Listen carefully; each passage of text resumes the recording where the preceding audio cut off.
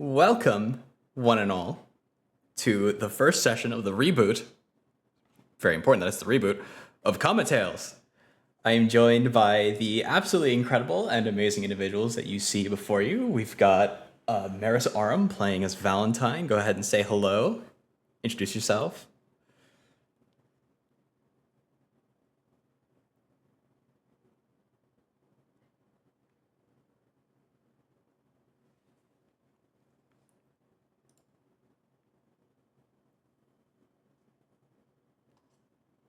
Yes, we have Lily Faywood playing as Lyra.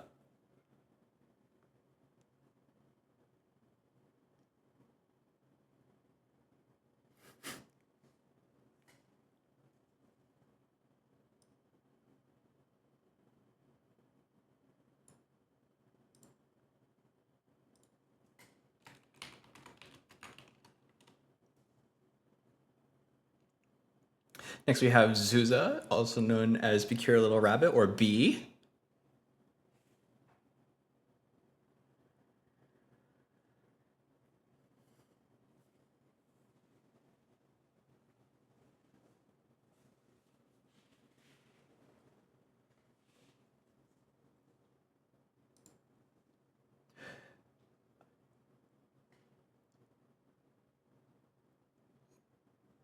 It is just now. Hold on just a second. Oh yay! We get to do everything over again. We love Scuff. We love Scuff so much. Oh, also it doesn't look like our reactives are reacting. Yes, these are still images because I wasn't able to flip through and switch screens. We're doing it. Now we're good. Yeah. Hooray! Yay! There we go. Fantastic. And take two. Yeah, take two. Oliver has enough to keep track of being the DM, so we understand and forgive. I have 4 separate screens in front of me telling me separate information, and most of them are split into 2 halves so that way I have more room for more information. Oh my gosh. I'm fighting for my life here with my ADHD. I apologize.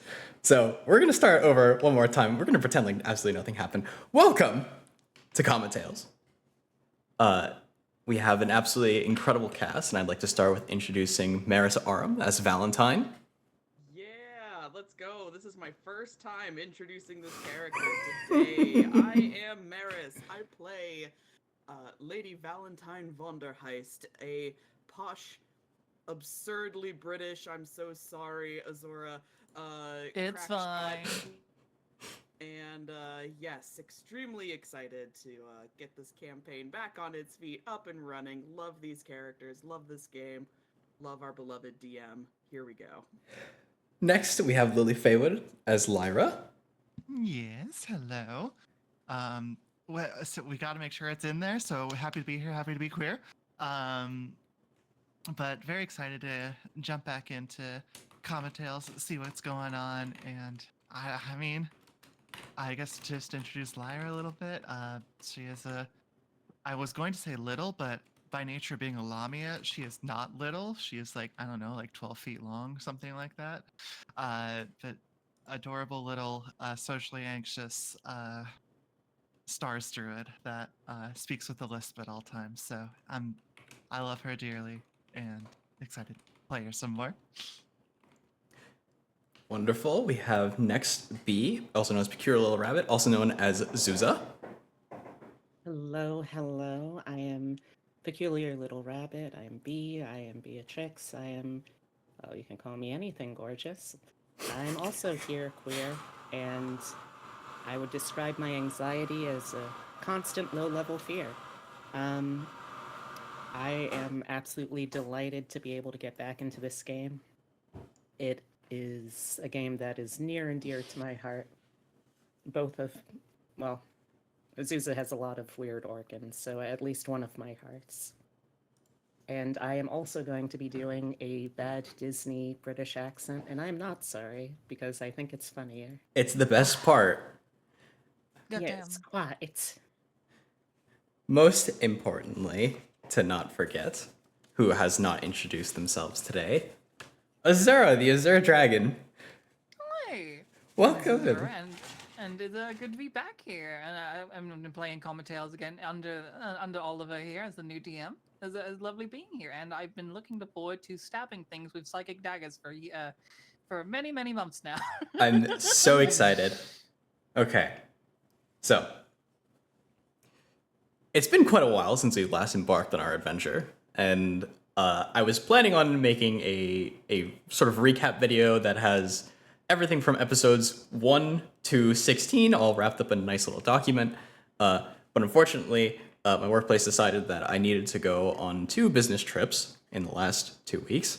So that has been absolutely eating up all of my time away from home, and I didn't get the chance to edit it together.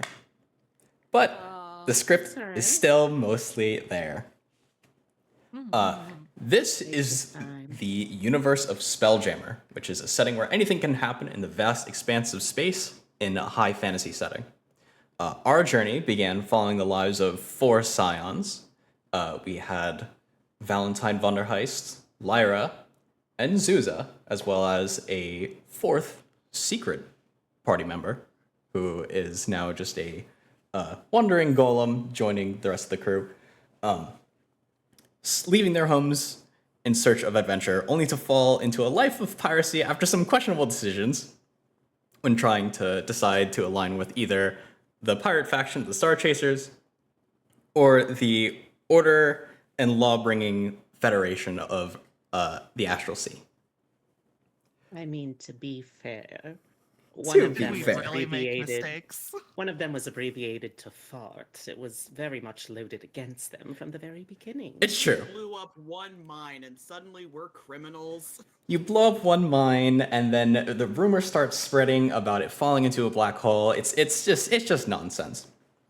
But the crew gradually continued their exploration, conquest, violence through the galaxy. Let's stick with exploration. Exploration.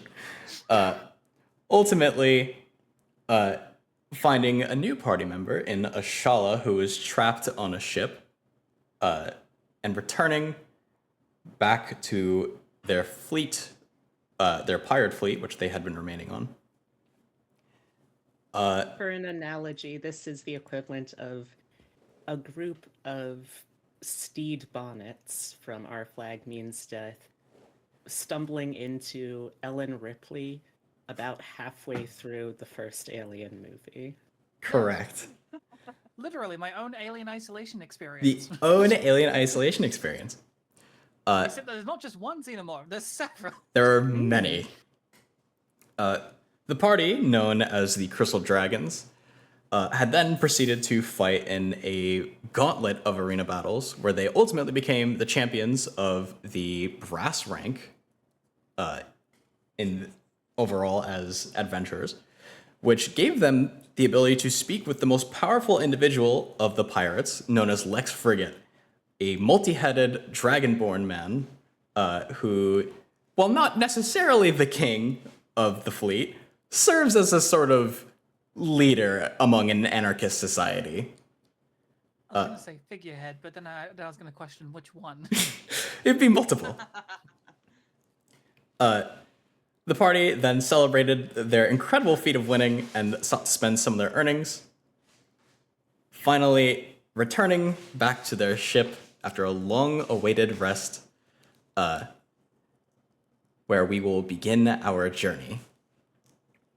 We return through the mind of Ashala, fast asleep within the ship.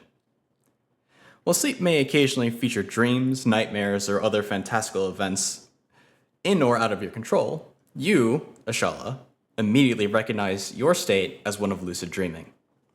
Your eyes open in an astral space, lit by luminescent prismatic nebula surrounding your scenery, but a small gap is present amidst the incandescent light. Amidst the nebula, you feel warm and comforted. Fleeting moments and memories bring almost bubbles of thoughts, recalling your most recent group of companions.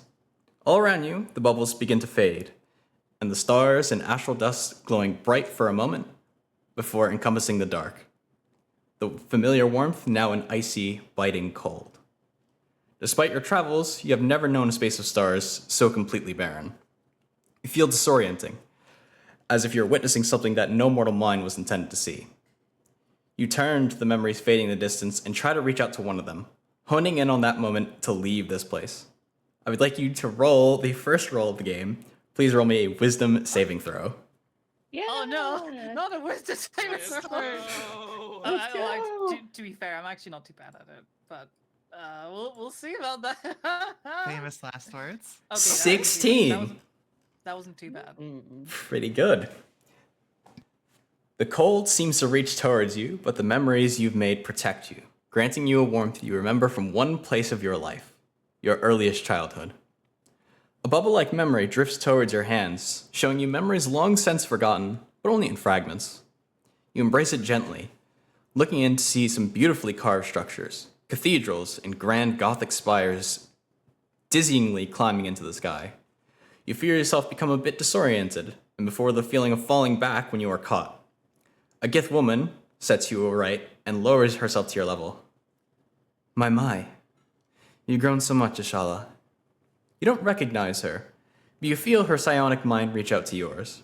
Her psychic voice rings sweetly in your mind, soothingly. When the time comes, I hope you will remember where to find me. A psionic imprint. Godrin, the soldier, whom had done something similar when requesting your assistance back in the arena. You pull yourself from the memory and cling to the warmth of that woman's imprint and bring yourself there. A strange place of cold Gothic stone, shining steel and silver. The woman is there again, carrying you in her arms. She's injured and seems to be unable to run any further from whatever threat she has fled from. Her once calming voice in your mind is now one of authority, yet concern. She places something small yet heavy in your hands. You must go, Ashala. Crawl into the rubble and put this there. Do not come out unless you hear me call for you like this. Promise me, please. Unlike the memory which played out before you, she seems almost expectant of an answer, as if it's unfolding all over again a second time. She turns behind her quickly and holds your face softly, pressing her head to yours while whispering mournfully to you in Gith. Zak von in fine dush. Your Gith is a bit rusty, but you know the informal common translation. Source of my joy. The woman pushes you into a pile of stone and begins to cover it. A massive individual, twice the woman's size, stands behind her, their silvered armor and sword gleaming for only a moment before the imprint fades, as is the dream. You awaken, slightly cold, but instinctually aware of that place, that moment, the Chaos Rift. You rise from your sleep. You feel slightly drained from the psionic encounter, or perhaps waking up so early after the previous day of debauchery and day drinking. Would you care to describe Ashala and make a perception check as you hop out of bed to kind of see if you're still a little bit oriented? Sure. I will make a perception check. And I'm not. I shouldn't be bad at this. I hope. I think I'm fine. I think that's okay. I think that's good perception, right? She has special eyes. A 28 for those in chat. Yes, would you like to introduce Ashala specifically, describe Ashala? So Ashala, from what I remember saying last time, is quite a womanly figure by no stretch of the means, with ashen white hair, trailing down to her shoulders, probably in a very ruffled kind of way this early in the morning, with gazing aquamarine eyes and a very fair orange complexion for a Gith Yankee, or I should say Gith Zerai, I should say. She doesn't really know what she is. It's just kind of like stumbling out of bed, looking around in, I guess, in what I'd probably consider her traveler's clothes. I think would be the appropriate thing here. Yeah, I believe you had the time to go ahead and get comfortable. As you are preparing yourself to rise to your feet, you notice something, almost like a blurry image that's almost hovering above you. You don't look too closely at it, lest you might miss exactly what it is. But you're letting your eyes focus, and you rub your eyes, and you notice something absolutely horrible sitting Oh no. right over your head. It hasn't seemed to have done anything yet, but this creature, known as a fear, has seemingly taken up residence within your room. What is that? I don't like that. It's currently invisible, and it doesn't seem to realize that you've seen it. Fear are known as something of sleep eaters, nightmare bringers. They tend to feed on your dreams, and they do hurt when they do it. And they're not friendly by any stretch of the imagination. This creature in particular is just waiting for you to leave. What is that? Don't like that. Yeah, I got woken up very rudely. I'm feeling pretty violent.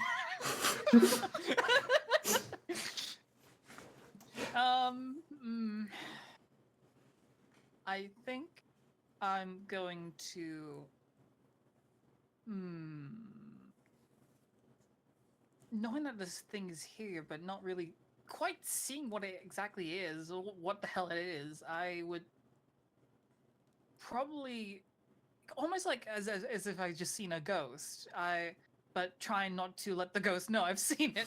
I would probably make a deception check to attempt to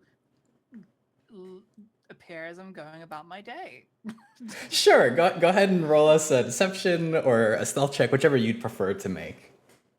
I will make a stealth check because I'm way better at that than I am deception.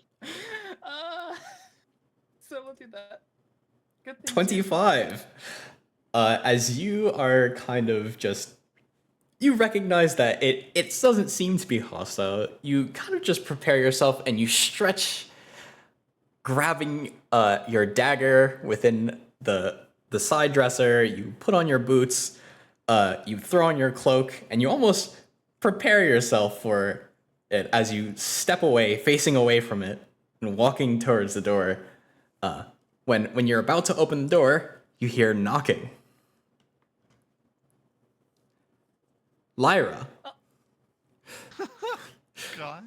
eager to check in on Ashala after a night of heavy drinking, you decided to go ahead and stop in. And you are waiting just outside the door. Would you like me to describe myself? Yes, please. As I Okay. open the door.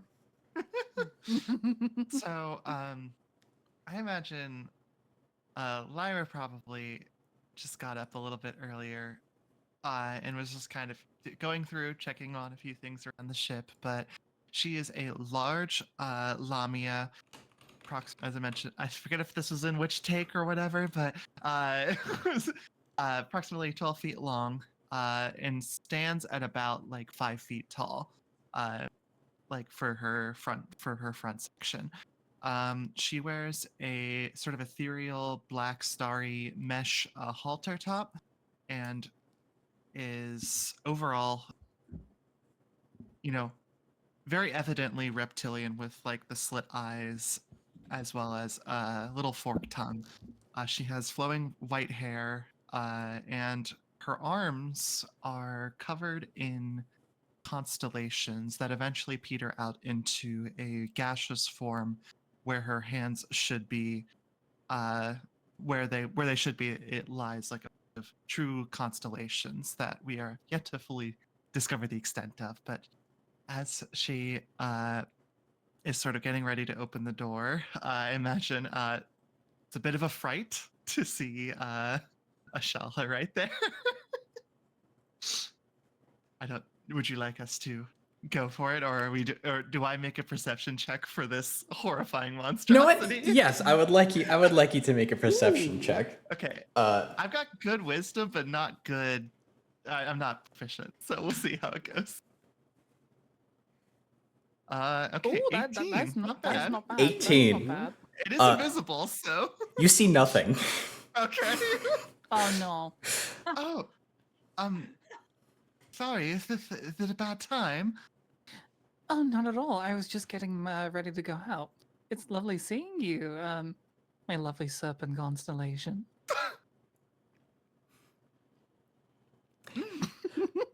As you go to take a look at Lyra's hands, you notice something is very, very different.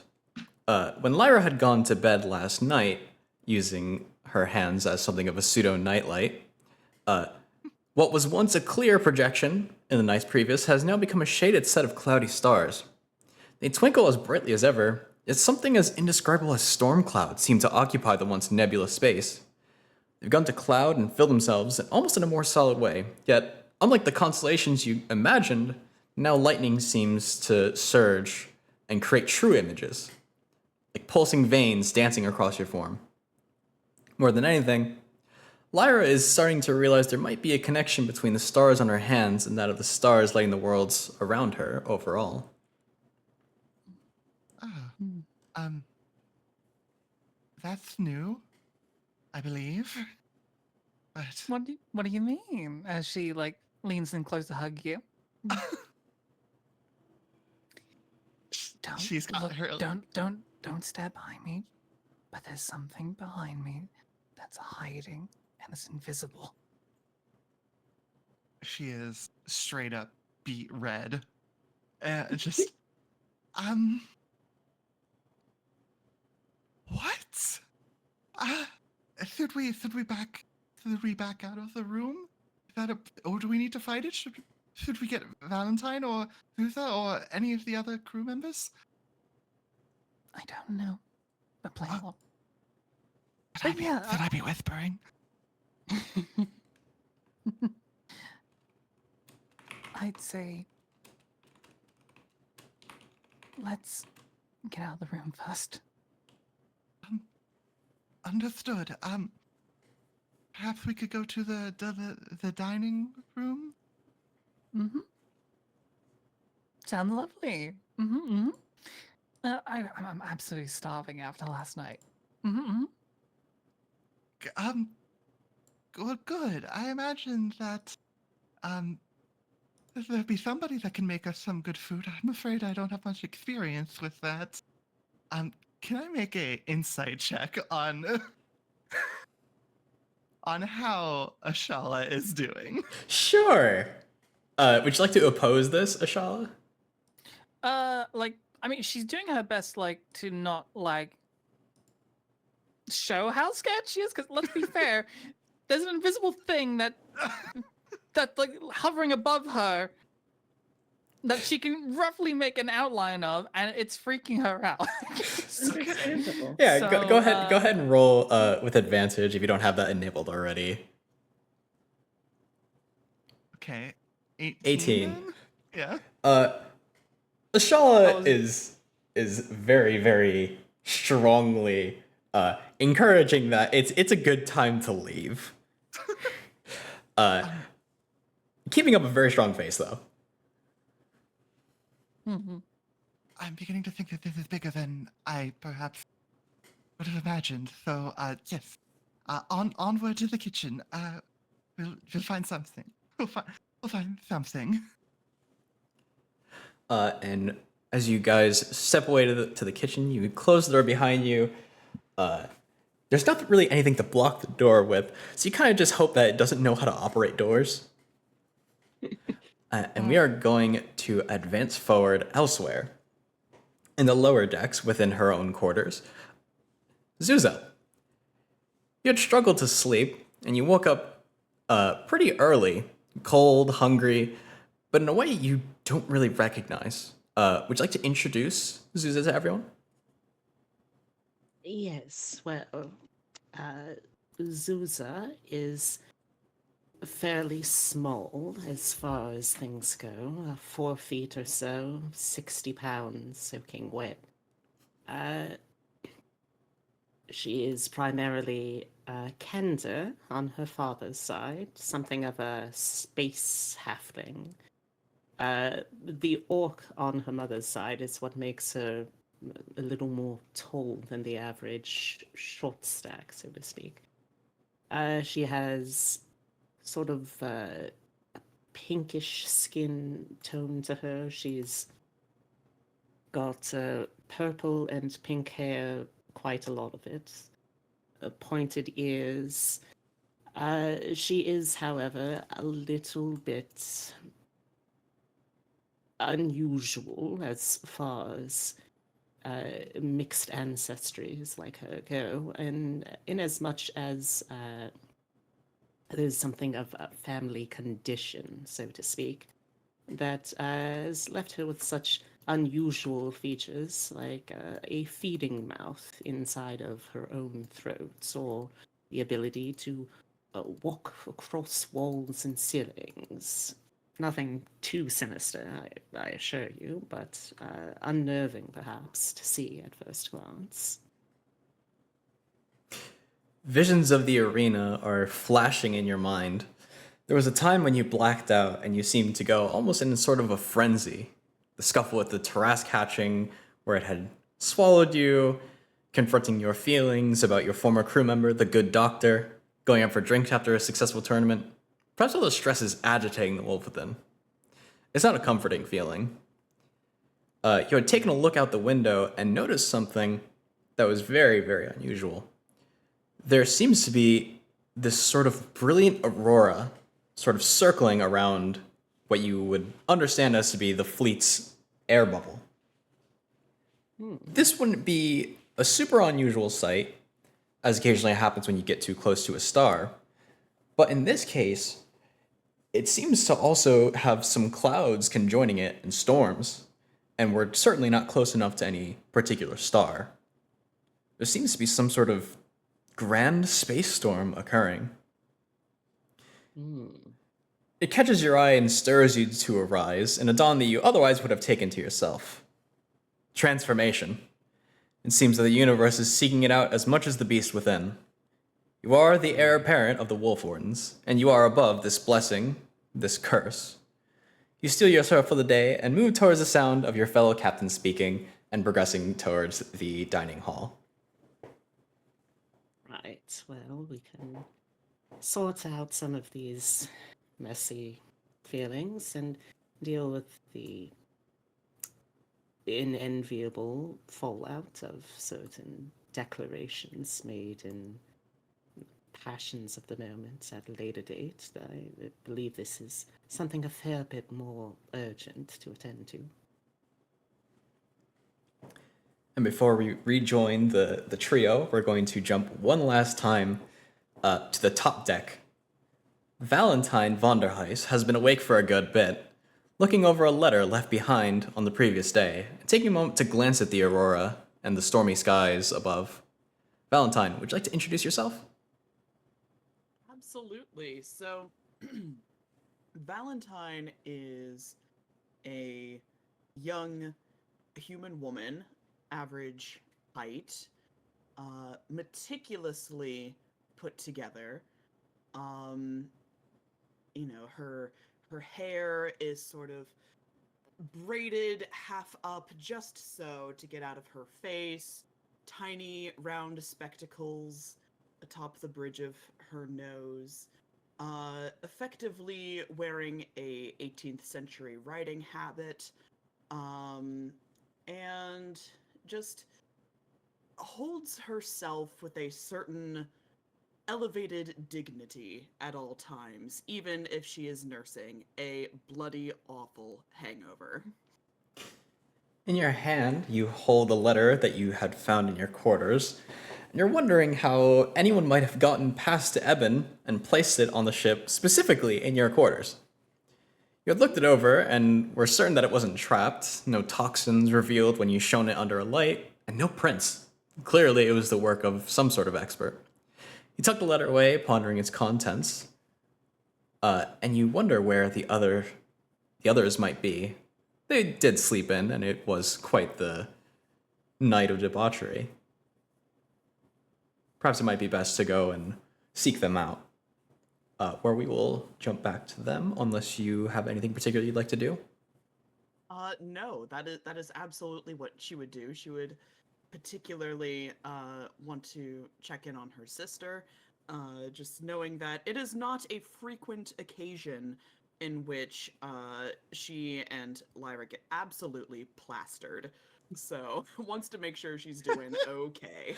Excellent. Okay, so the three of you have seemingly, or the four of you have all seemingly grouped up just outside of the kitchen, and have just perfectly interacted with one another.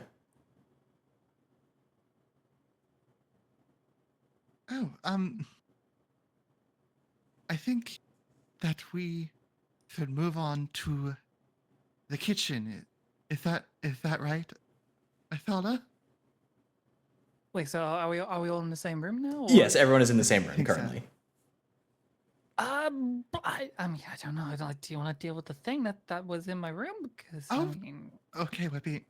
I'll let you handle this one, but Oh goodness, is that what we're calling it these days? calling what? Handling something in one's Hmm. bedroom. Huh? Oh, don't tease her quite so. No, that a different kind of thing. The more like the monstrous invisible kind. Oh Oh. my, what have you been up to? I assure you, it's been nothing. I merely walked in. I only merely walked into her room. There's a creature in And- my room. It is a what? There's a creature in my room, and I don't know what the hell it is. I barely even noticed the thing, and barely kept my act together. Oh, you mean like Hmm. genuinely an actual creature? An actual creature. Oh goodness, why didn't you just say so? Hmm. I was hoping that you'd kind of get the gist from just that, but it seems you misinterpreted that as Well, general hijinks with me and Lyra. There's no reason you have to be so coy about your dalliances, I suppose. This should be an open boat to discuss such things. Oh goodness. How about maybe we should go check to see if it's still there and maybe deal with it? As you say that, down the hallway, out of sight, you hear the sound of a door squeaking its way open. Oh, for the love of okay. At that point, I think like hearing it, considering, yeah, I have a pretty damn freaking decent passive perception. I think everyone was able to hear that one for sure. Oh dear. Yeah, I think at that point, Ashala will, just to make sure that the creature doesn't manage to be able to slink away into a different part of the ship. I think she will. I think she'll take 2 dash actions. Oh, goodness. Sure. There she goes. As you proceed back into the lower levels of the ship, you are looking around and you know what to look for now. And you're taking a quick look around and you don't see anything. There is no sign of it in the hallway. There's no sign of it in your room. It seems to have moved on, perhaps, to a different part of the ship. And as to where, you are not certain. God damn it. She kind of like furrows her brow and like pinches the bridge of her lack of nose. And well, that's just great. Hmm. What exactly did this creature of yours look like? Perhaps it may be something that, if not we know about, someone else may. It was hard to get really any details. Like I said, it was invisible for the most part, but it was large and bulbous, and it had latched itself to the ceiling with these tendrils, many of them. Far be it from me to doubt the severity of the situation we find ourselves in, but are you quite certain it was real? I mean, quite frankly, we all had a few beverages during the night, and it can play tricks on one's perception of reality. In the lower decks, you suddenly hear the sound of very loud and intensive beeping, followed by what sounds like the crashing of boxes and chests, followed by an absolutely massive spilling of coins. Oh dear. Right, there's something in the cargo hold. That certainly sounds like something. So, bulbous, you said it was. Tentacles? Yeah, I Hmm. mean, kind of like well, not to the degree as the beholder that we met in the city, but sort of a similar shape. No, I couldn't help but notice there was some very ominous, portentous storm going out this morning. Perhaps it has something to do with that. Oh, I did read that in the stars earlier. Waking up. Hmm. If anyone has any interest in seeing if they know anything in particular about the monster or any monster going forward, yeah, don't hesitate to ask if you'd like to make an investigation check or a history check. That's always an option for you guys. Certainly, I'd be more than happy to at least give it a shot. Let's see. Hmm. It's the same modifier. Let's try a history check. Phew. As you consider the description, you are almost immediately reminded of a creature called a fear. It's a night creature that essentially feeds upon your dreams. It likes to hide in really, really dark spaces as it does not enjoy the light of any kind.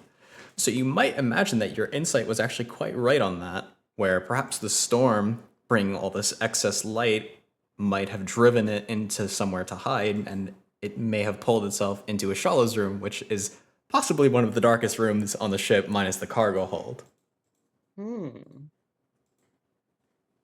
Well, I seem to recall something related to a fear, not to be confused with a fear, but if I recall right, it's a creature quite repulsed by the light, so it could be that the Well, excess light of the I have storm plenty of drove that it in here. spades. Oh, it does at the very least give us quite a clear idea of how one might keep such thing at bay. Hmm. Well, That we go to deal with the problem. Yes, I imagine then it would look for the darkest room available. The cargo hold is located on the lower end of the ship down here. You'd all like to bring yourselves down there. Mhm. As you seem to be following along the path, descending into the depths of the ship, you notice actually a trail of gold coins progressing towards the cargo hold. It's increasing intensity as you step down the stairs and open the door.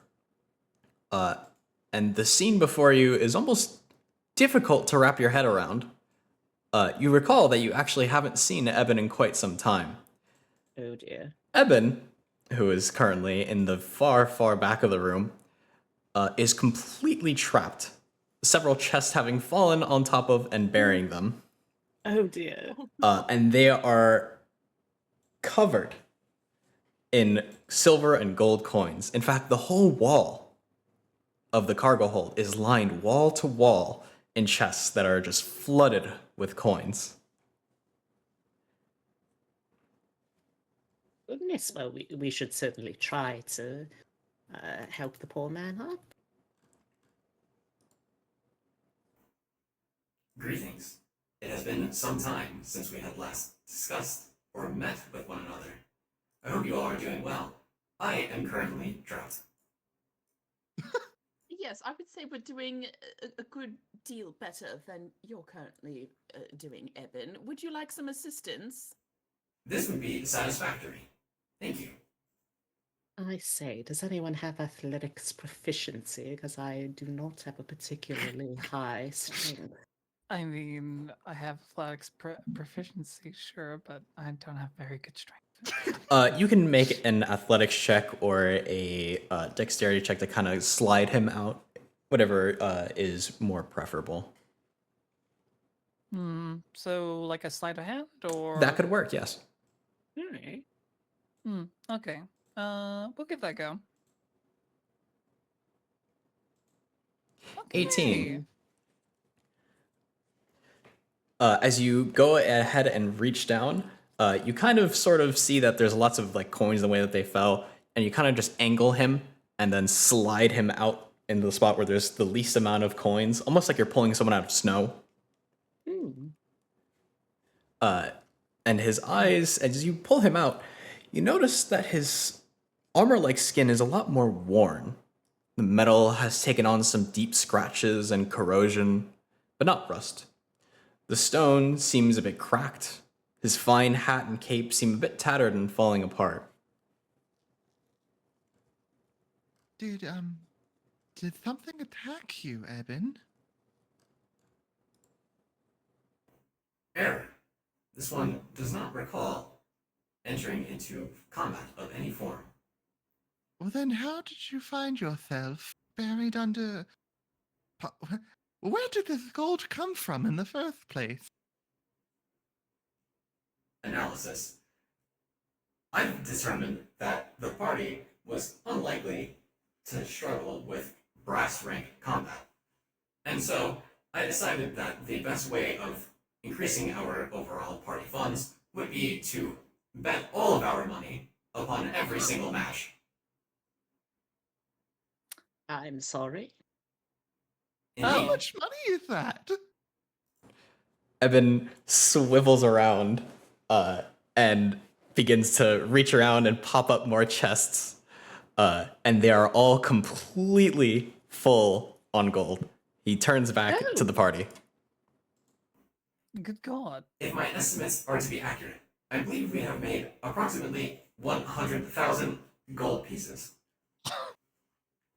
Goodness. Jolly That well is good. quite We can set up something. shop and retire. Good job, everyone.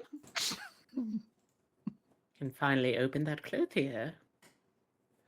Valentine and Zuza, I would like you two to make a perception check.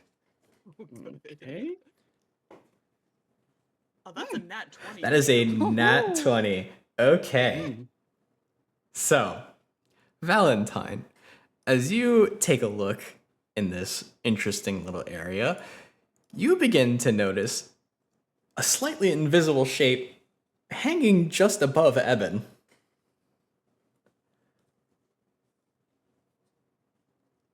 It is a very large creature, so any part of the room that Eben is not in and the chests are not covering, aside from Ashala, of course, is probably occupied by that creature. Hmm. Hmm. Oh, let me just move myself down to where you guys are. There you go. Valentine just slowly turns her head to Ashala. Just, I think I found it. Well, that's a good question. Does Ashala see it again? Ashala now sees it. That's all good. Yeah, I see the thing. Do we exterminate it? I mean, I s- Zeus, I suppose I can try diplomacy. Inquiry. Is this one missing information? Yes. How to say it? I believe we have a fear that, well, there may be a fear presence. I do not believe there is anything to be afraid of. We should be safe within the ship. Eben, my darling, you might want to duck in the near future. Pulls out pulls out her musket. Evan is going to lean. Lean forward. And start picking up the coins to start putting them away, not quite understanding what is going on, but is going to assume that nothing as bad is about to happen. That's right, baby. Nothing bad's gonna happen. I feel like we're at the end of Grapes of Wrath. Oh, no. It's got that vibe to it. No. If you'd like to make an attack, anyone who makes an attack on this first round, if you have passed the check to see it, you have advantage. Nice.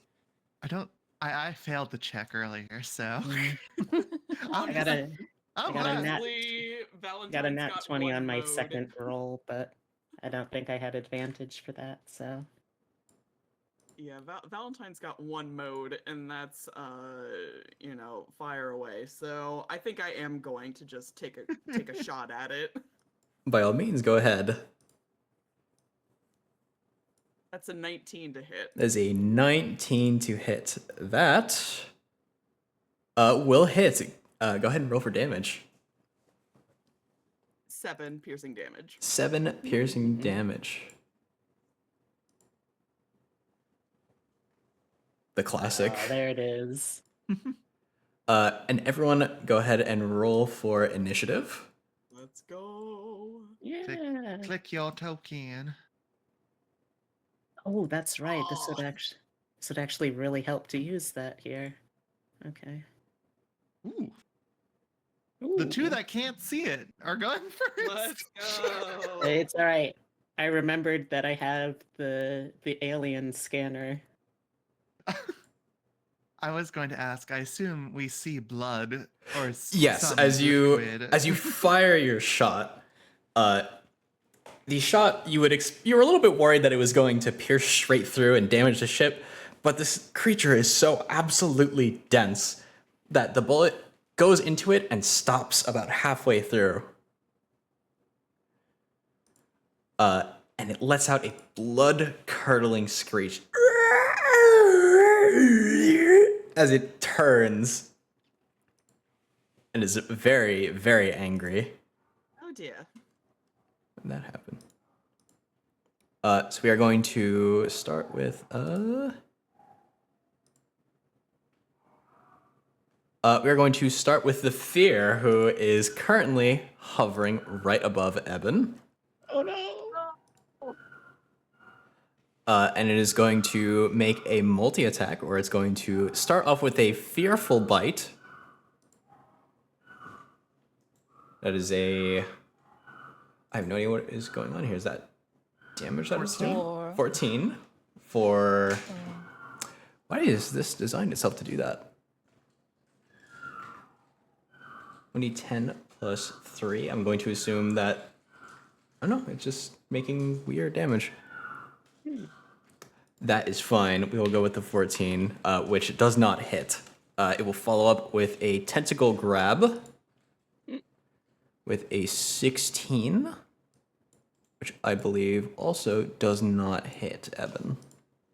Thank goodness he ducked to pick up those coins. Yeah. I really hope we can keep Eben just Mr. Magooing his way through this fight. And that will bring us next to Ashala. All right. Well, considering I think my gimmick was, I believe, taking very precise shots of things, unless they get up in my face, I think I'm going to take a bonus action to aim Yes. and then proceed to psychic blade this creature with advantage. Okay. Just need to quickly make sure I'm actually got the range for it because it's been some time. Psychic blades. 60 feet. Yeah, I'm fine. Yes. I'm fine. So yes, we are fine. I go psychic blade this thing now. Advantage. Ooh, 19. 19. Very good. Hmm.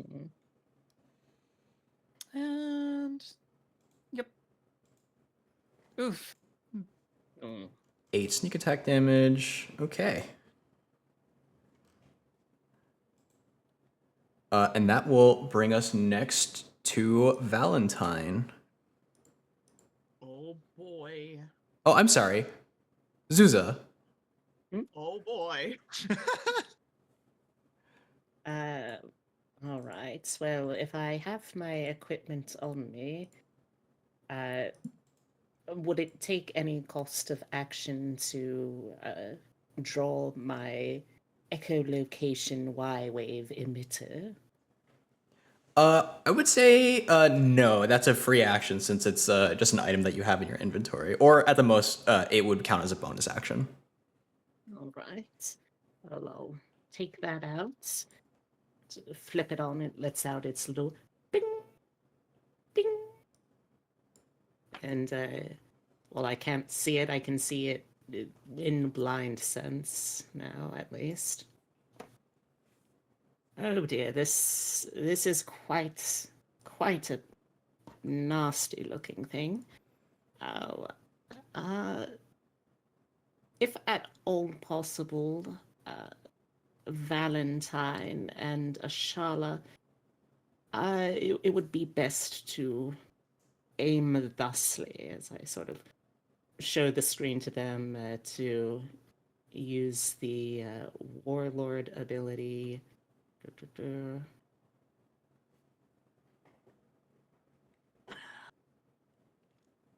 I would say with it spewing blood now, and with you pointing out its location, I would say that it is essentially visible. It may not actually be fully visible. Actually, no. It had its action to attack, so yes, it is now fully visible. Oh, all right. This isn't the first round anymore, right? It's still the first round Yes. technically, I guess. Yes, it would be the first round because my initiative tracker got messed up. Oh. All right. So everyone gets a +5 to attack rolls that they make for the first round here. And I think I want to use my Warlord ability to give up both of my attacks to give one extra to Ashala and Valentine. Ooh. Sick.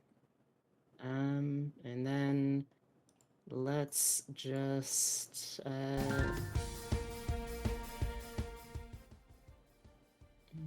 don't think we really need temp HP at this point yet. Let's no, let's bonus action urgent orders for Eben. Dear, would you mind coming over here with a great deal of haste? I'm afraid you're very close to an unseen and quite a dangerous entity there. So Eben can use their reaction if they want to move up to movement speed without provoking opportunity attacks. And okay, I forgot I have to do. And Eben gets 2 temporary HP. Excellent. And that is my turn. That brings us to Lyra. Okay. Oh, Eben can also move as their reaction, I think. Yes. If they want to. Evan is still not quite certain what's going on and sees everyone kind of just blasting. And then looks at his hands for just a moment. And then it just kind of scoops up a bunch of coins and then starts moving again. Go to about here. Just out of the way. And he's kind of just like hunched over, just carrying all the coins. He doesn't want to drop anything. Oh. Lyra. Yeah. I think what I'm gonna do is, keep it nice and simple, but just going to sort of she's going to sort of reach inside of like into her constellations in her arms, and as she does, the storm starts to kind of become more like physical, and as she does so, she kind of just brings it out, and it starts to like illuminate the room. And I'm going to just keep it simple and cast Produce Flame and chuck a little fireball at the dude. Okay. Hmm. Mm-hmm. So, what? 19. Wow, we keep rolling 19s. 19, that will hit. Go ahead and roll for damage. Okay, 11 fire damage. Very nice. Then, I mean, this is one of those things where it's like we're just at the beginning of a day. So, but I think I'm just going to keep it simple like that, and then just sort of back up a little bit just to make sure that I'm as far away from danger as possible as the little more healer inclined. Okay. I think that's it. I'm not going to do any bonus actions. That will bring us. We're gonna say that Eben isn't really taking actions. And what we'll do is we'll go back to the Fear, who is going to go ahead and start screeching its way over and charging. 5, 10, 15, 20, 25, 30, 35. Oh, that's close enough, friend. Gets as No, close thank you. as it possibly can. Don't like anything that is described as screaming as a means of transportation. And is going to start off with a fearful bite. For a 15 to hit on Valentine. That will hit. That will hit. Okay. Everyone needs to make a wisdom saving throw. Wait a minute. Everyone, oh no. Everyone within 10 feet. Wow, I'm good at this. Oh wait, hold on. Holding. I have mental discipline. I have advantage on this. You do have advantage. So I will roll again. Brain. No! Oh no! It's better! I'm gonna go on a limb and say that the DC is gonna be higher than 7. Oh no. So currently, everyone is watching this thing scream its way over, zoom past Eben, and it takes what you all vision it to be a huge chomp out of Valentine, and it seems to almost tear her in half in a bite. Oh. And it deals. Let's see. It deals 7 points of damage to Valentine, however. 7. Everyone is frightened. It's just a flesh wound. Oh shit. Zuza, however, who is unafraid, Hey! and sees that this thing has essentially just taken something of a nibble out of Valentine. And it seems to have emitted some type of terrifying effect on everyone else who is now screaming their bloody heads off. And as it sees that you are seemingly unaffected, it's going to try and grab you using its tentacle. Oh my. With a 15 to hit. Nope. Yep. That one will hit. It That will not. That will not. Okay. Who is attacking Zuza? Yes. Okay. Oh, okay. No, Zuza is surprisingly a tank. That brings us to Ashala. Well, I'm already up in its face. I mean, but I think reason is kind of out the window since it's up in my face.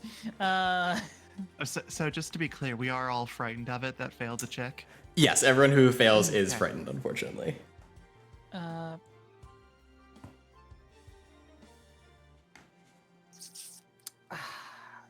I'm just trying to think of what she would do in the moment because I would just go and flank it, but she's scared right now, so it's like, but not to the point that she's gonna run away. But this thing's fucking freaking her out.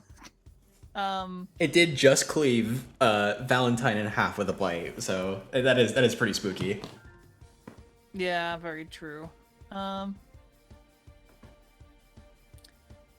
I think, despite that, like, she knows how to fight, and even if she, like, this is like scaring the hell out of her, she's gonna probably take a bonus action to aim and try to steady her blade, but not quite. So she's only gonna be rolling normally, Yes. but she will roll. Oof. Ooh. A 13 to hit will unfortunately will not hit. This is unfortunate. I do remember Zusa, however, giving me one extra attack, I believe. Yes, that's This true. one, this one will be with disadvantage, however, because I did use up my aim. 18. Okay. 18. That will do it. Go ahead and roll for damage. Ignore the sneak attack because I do not have advantage on this one. Okay. You're technically flanking it, or it's threatened. I personally like Baldur's Gate 3 rules for that. So let's say that you can apply sneak attack to that. So it deals an additional 9 points of damage. Okay. And that will bring us next to Valentine, who, as far as you can tell, Apparently missing half of my body. you feel like this thing has just eaten you and just bit you really, really hard on your whole body. And you feel like you're missing a limb, so you're absolutely terrified right now, but you're still like in fight or flight right now, and right now your body is telling you fight. Yeah, there is nowhere to flight to, so I might as well fight and have my last stand here. So I'm gonna continue trying to hit it, which I believe I still have that extra attack from Zuza. So I'll lift my musket and I'll try to hit it. Come on, big numbers. Nope, that's an 11 to hit. I'm guessing that does not hit. No, unfortunately, it does not hit. Cool, I fire again. Okay. A 13. A 13, unfortunately, will also not hit. I think you have one more attack. Cool, I'll do it again. I fired and then I missed. Come I fired on. and then I missed. No, that's not. No. Nope, unfortunately, that will not do it. Oh, frightened condition. What a jerk. Listen, I'm trying to fire with only one arm. That's, fair. Okay. Next is Eben, who is going to now seeing what's going on, going to drop the coins and full speed as much as he can over there. And you see his eyes are kind of flickering with light as he's kind of diverting a lot of his energy that he has into his hands, and is going to try and blast with his thunder gauntlets. And as soon as he makes contact, it just peters out, and he kind of just pushes it forward a little bit. Oh. And it seems like he is not having the greatest of days. Oh, Oh, it's okay, no. bud. Zuza, it is now your turn. Right. Well, is there anything that I can do to try and snap people out of it? Oh yeah, do we make rolls at the end of the turn for that, or is This one unfortunately is conditional, where it ends at the end of its next turn, which is Okay. very silly. Well, that is 2 people away. Okay. I'm just double checking to make sure that I don't have anything for... No, I don't think I have anything for... frightened. Okay. You know what? Let's... Right, well, let's just... Excuse me, dear, pardon me. Right, well, it seems I have to do this then. And let me just form one. Let's do a little stab at it with the rapier. I'm just trying to hit it. Go ahead. 13. 13, That's gonna do it. unfortunately, will not do it. Right, well, that is rather unfortunate. And is that the end of your turn? Let's see.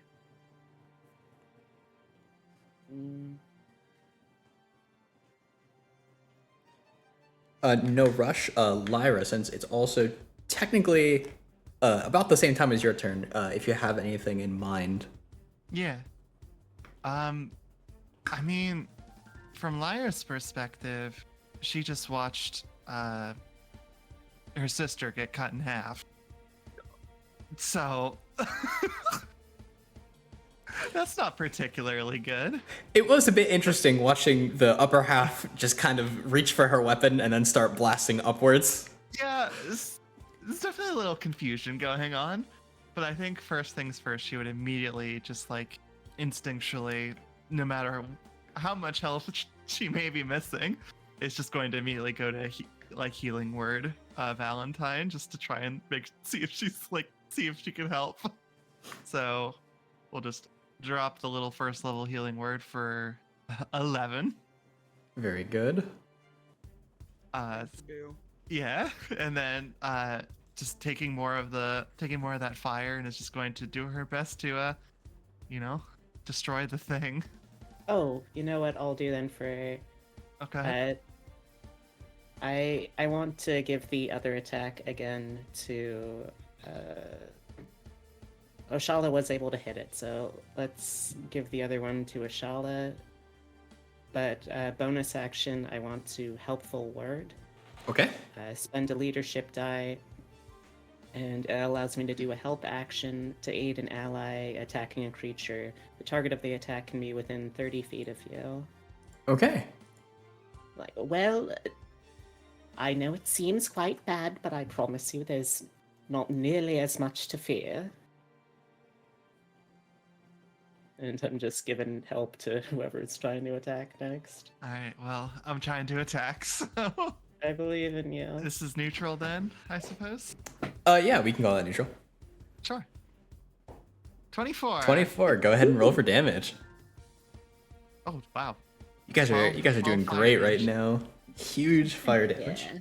Yeah. It's starting to look a little bit not good, and it is seemingly having an absolutely terrible, terrible day. And after taking a hit like that, it's not really sure what to do since it's starting to get surrounded. So, like a creature in a cage, it's going to kind of look around and lash out at whatever is closest to it, which unfortunately seems to be Valentine once more. Oh, Let's no. go. You can roll, but I'm gonna use one of my new abilities to try and reduce whatever this is. Sure, it's going to go with a fearful bite once more. Ooh, ow. Only down to a 17 though. Nope, that'll still hit. Really unfortunate. So that's another 9 points of damage, unfortunately. Don't worry, Captain. We'll buff out those scratches. And everyone within 10 feet must make a a wisdom saving throw. And one be double scared. You are freed, Ashala. Valentine, you are freed. Oh, hell yeah. It's Pat the my complete torso grew inverse. back. Yes, it is the complete inverse. Zuza, you weren't really sure what everyone was panicking about, but now you see it as the Oh, creature I proceeds see. to chomp down. Yes, that is rather unnerving. Everyone else is completely fine though. Ashala, it is now your turn. Okay. So I think I have 2 attacks now, if I'm not mistaken. I believe so, yes. Okay, and I do believe I have flanking now, thanks to Eben. So, Yes. So in fact, instead of using just my psychic blade, I will take out the +1 rapier, Ooh. and I shall stab it with that. Big stabby for 23. That will absolutely hit. Go ahead and roll for damage. Oh hell yeah! Make a big old nice 22. Nice 22. Okay. This thing is looking real bad right now. Okay. You know what? After stabbing it the one time, I'm going to like, very tactfully like kind of sleight of hand like throw the rapier into the floor of the ship, and then hit it with a psychic blade next. Okay. 25 to hit. That will definitely do it. Yeah, let me just disable the sneak attack this time. So it's only 4 psychic damage this time. Well, that's still not good. It's still pretty good. Any damage is damage. Yeah, and because I did a psychic blade this round, I can use my bonus action to offhand psychic blade Okay. for 23. 23. Okay, that will do it. Go ahead and roll for damage. 2. 2. This thing is hanging on by thread as you stab your rapier down and swish swish with both of your daggers. It is trying its best to hold on. Valentine, this thing has seemingly eaten you twice now and has split you into quarters, but you seem to know a little bit better now. Right. Fuck this. And I just I fire it right in its face. Its ugly, bulbous face. That's a 19. 19 to hit. How would you like to kill this thing? Just point blank, just right between two of its whatever closest eyes are to me, and just a look of just being so over it, not even caring about the blood and viscera that just splatters on her, just so over it. As you're getting ready to just absolutely blast this thing, you're completely over whatever the consequences may be. You take your musket and you sort of bring it down, you bonk it right in the eyes, and it backs up a little bit and seems to roar in your face as you just start blasting, and it goes straight through it, coating the ship's floor completely in its oddly inky, grayish colored blood. And Evan is completely drenched. Oh, Evan. Evan. And that will end our combat. You have successfully defeated the fear. As it slumps down onto the floor, and you realize that you are now probably safe.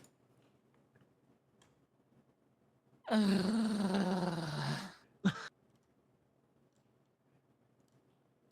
think Lyra would immediately run over to her sister and just be like, are you okay? Well, yes, I think. Pats down the left side of her torso that she thought was gone. Goodness, that's more adventure than I would like to have before my morning coffee. Well, I'm glad to see that it's at least attached to you still. Oh goodness, me too. It was bloody awful trying to fire this thing one-handed. Ooh. You know, I must admit, I wasn't quite sure what you were going on about at first, but in the right light, yes, that was rather terrifying. It is not something I would like to experience again. No, rather not. Eben very sadly looks down at all of the not gore that's on him, but looks at the ship at just completely, like, it's starting to leak out into the floorboards and it's getting all over everything. And he kind of just starts like walking over to go grab the nearest closest equivalent that they have to a mop. It's kind of just a broom. And he has a bucket of water sitting in the back. Oh, that's quite all right. I can assist with that, dear. I pull out the cleansing stone I have and just start rubbing this magic Apply rock. vigorously to the problem. Thank you. Basically. Your assistance is appreciated. So this is what was hanging over your bed as you slept? I don't know for how long, but yeah. Now, next time when I mention weird creatures in my bedroom, you will not immediately assume it was me and Lyra doing the funky. No, instead now I will be visualizing horrifying monstrosities. Great. Though that said, you saying doing the funky is giving me a very vivid image. Is that some manner of perhaps gift slang? Is that how that works? I believe funk is the kind of music. Oh, fascinating. I don't believe we were playing any of it, though. Not this time, no. It would appear that the music that was playing has seemingly left the vicinity, as well as all the life force of this creature. My apologies Yeah. for not being of assistance. Oh, that's quite all right. Yeah, I've noticed. Like, what happened here, Eben? I know that you've been, I guess, unwell since we escaped the ship with all the aliens. But have you been like this for a while? As you take a look at Evan, just once more going over the fact that he's just seemingly, it seems almost as if he's very, very old, more than he's taken any damage. Statement. This unit appreciates your assistance. It would seem the events of the aberration vessel and extreme magic disturbance have disturbed my sensors and my autonomy. Due to the presence of the Echo unit attached to me, the safe mode has been engaged, and only essential systems are online. Oh dear. Oh, Is there any way that we can be of some assistance? Inquiry. This unit. I would like to request your assistance. Eben is going to start reaching towards his back and taps on something on his back before stretching his hand out, revealing the little hollow individual Echo.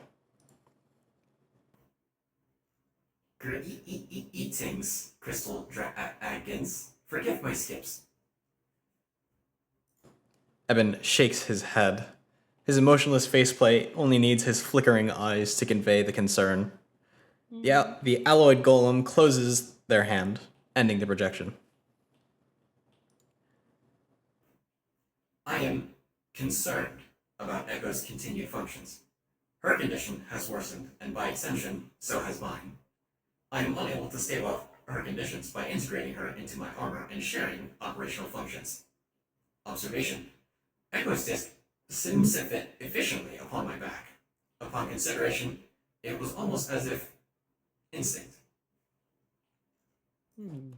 As you notice, Echo does seem to fit almost very perfectly, the little round disc fitting right into a little section that had always been an odd thing that no one had ever really noticed, but never said anything about on Evan's back.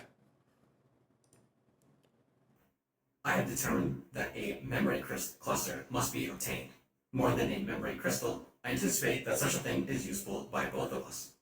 I believe I had asked the Black Meteor Guild for some assistance, and they had referred me to seek out A, the den of a lunar dragon, B, the Star Chaser black markets, C, dusk horrors, C, rare mines.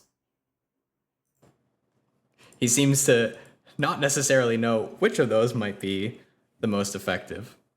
But it does seem unusual that Evan is suddenly so odd and rusty and, well, not quite rusty, but corroded and just weathered by time. Hasn't been quite that long, has it? It had only been about 3-4 days since you guys had last seen Eben prior. Hmm.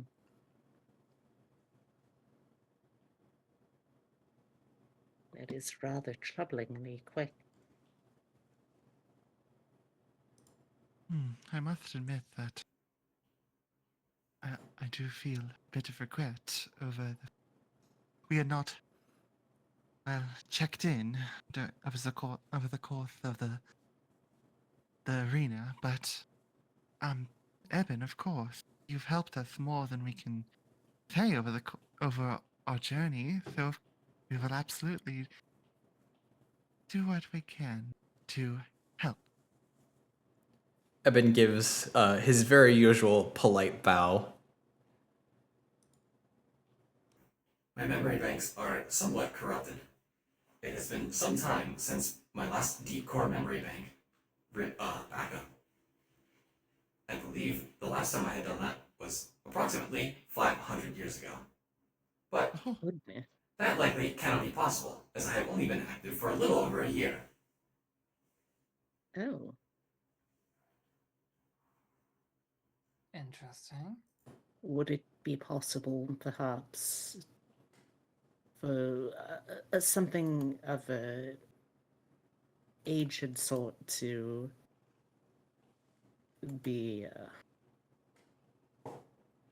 be tampered with memory-wise in order to seem much newer? It is possible, though it is unusual that the extreme magic of the space storm would have disturbed me so efficiently. I do not recall the last time there was a space storm, though I am unfamiliar with such things as a whole. Hmm. I think Lyra is probably kind of looking down at her hands, kind of continuing to be concerned with the space storm that seems to be present in her hands, as well as it seemingly leading to 2 negative events so far. I must confess, I've also been feeling a touch unusual, and I worry that perhaps there's some manner of connection there as well. Something the matter with your stars, Lyra? Well, I mean, you know them quite well. They're not normally this foggy. Hmm. Like, normally you can see right through them, but currently, she's like just gesturing around it. She says this. Currently, well, I mean, look, there's a lightning bolt there, and more things that, well, we didn't get many space storms back where we come from. So, Certainly not in your arms. not in my arms.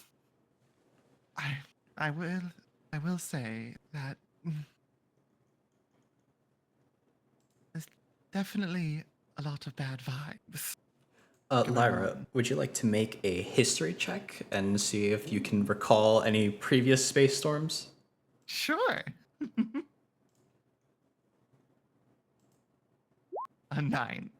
A 9. Well, Could as I assist with that, considering we grew up in the same system? I would say yes. Would that So- give advantage or? If you'd like to roll individually or you'd like to assist, both are essentially the same. I will roll my own if Yeah, that's go for it. all right. Ooh, Oh. 10. 10, Word. essentially the same. As the best the two of you can remember, space storms are a somewhat rare astronomical event that can occur. Usually it happens after the advent of a star, sort of going supernova and fully detonating.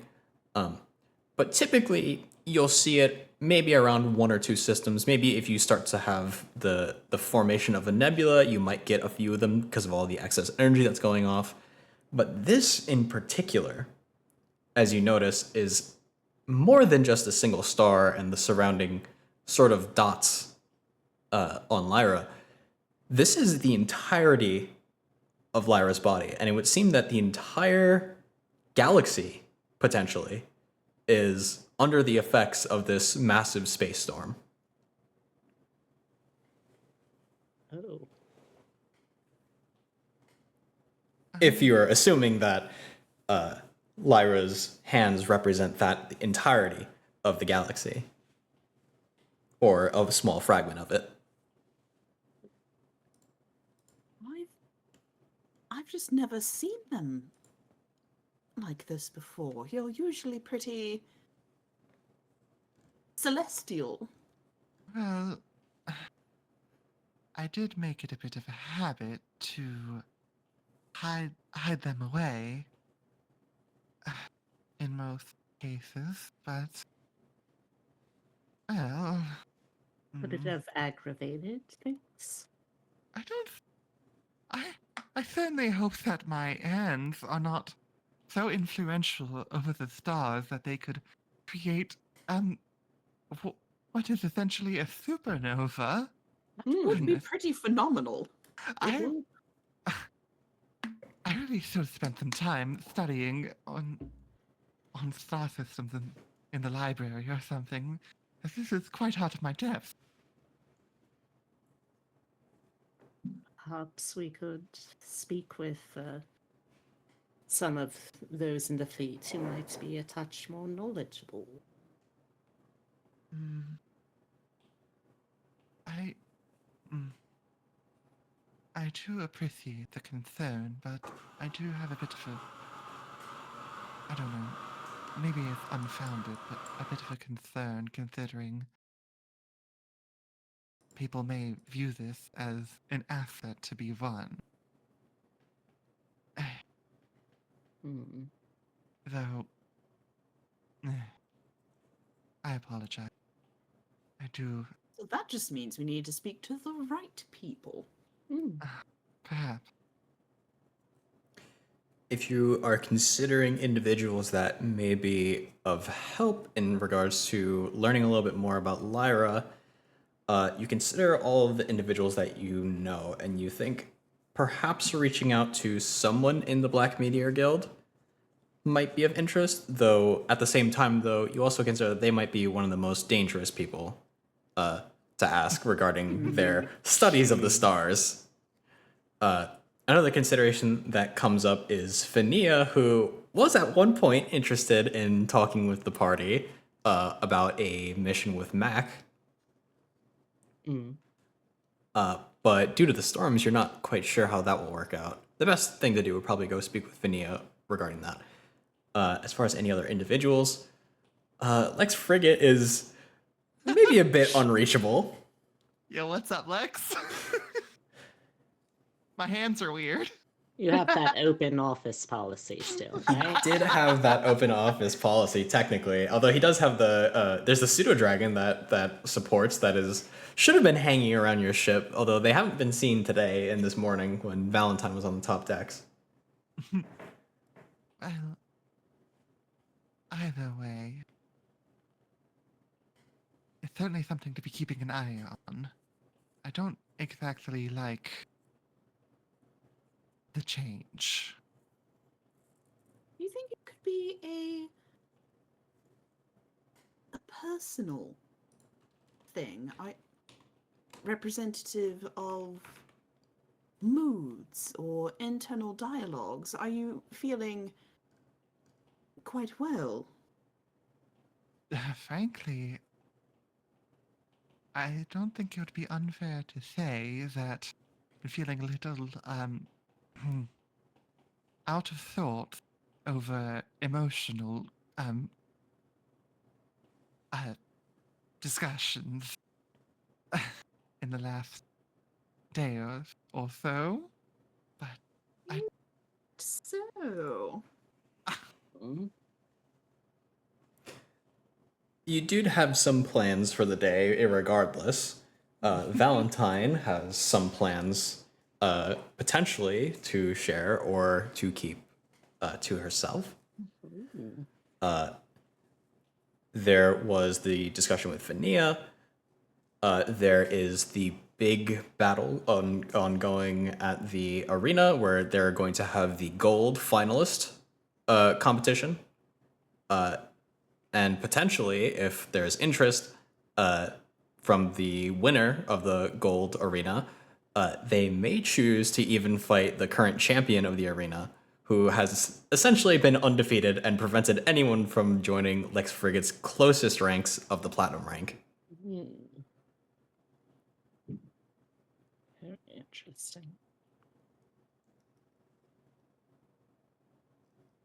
I think, as a aside, Valentine would keep the matters of the letter private for now until she actually opens it up and reads it herself. Got it. Okay.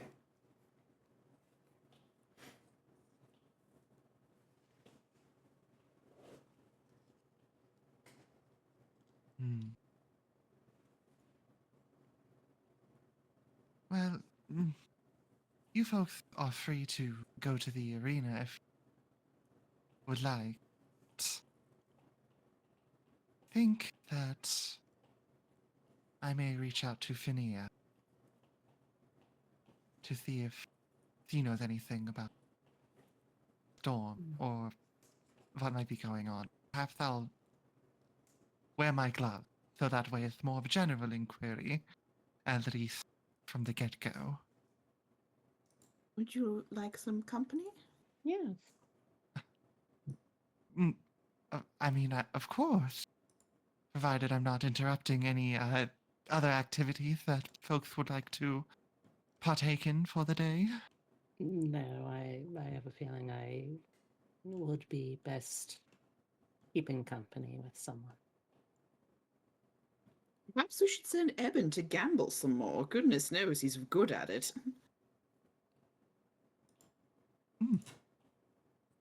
I would simply Eben? call it faith in my compatriots. Although I did also bet on Alexander, who seemingly cheated, and I also got yelled at quite a bit. Oh dear. Well, then, Eben, what do you think? Who would be the one to win? Would it the champion or the challenger in this case?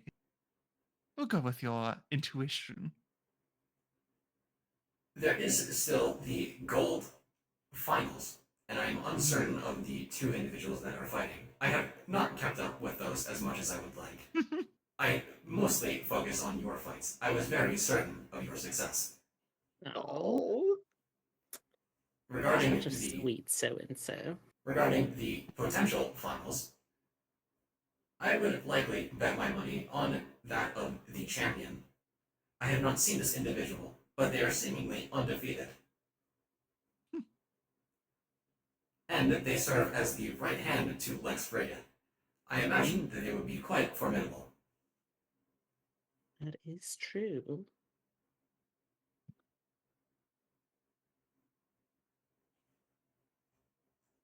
Well, it was not exactly the most relaxing start of the day. Hmm. So let's regroup. Once we're all put together. Kind of go from there? Yes. That sounds Asala, good. are you feeling all right? I gather that you had a bit of a rude awakening with that. Oh, in all honesty, I think I was having somewhat of a nightmare due to it, I think. Is there anyone that had a good morning before? I had a perfectly uneventful, delightful morning. Thank No. you. I'm afraid not. What happened to your morning, Zuza? Oh, well, I'm afraid that my condition has flared up some. It can be somewhat difficult when one must be very very good at maintaining control over emotions, lest rather unsightly things happen. And it would seem that in my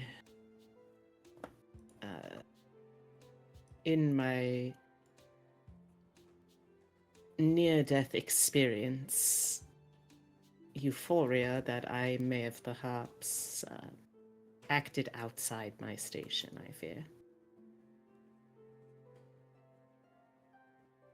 If you don't quite recall or you weren't there at the time, there was a fight against what some pseudo-dragon keepers had described as a apocalypse beast. There was a baby Tarask that had somehow been captured and brought to the arena and had actually consumed and swallowed Zuza whole. And the party. Genuinely a perfect storm of absolute shit. Critical hits, critical failures, everything happened.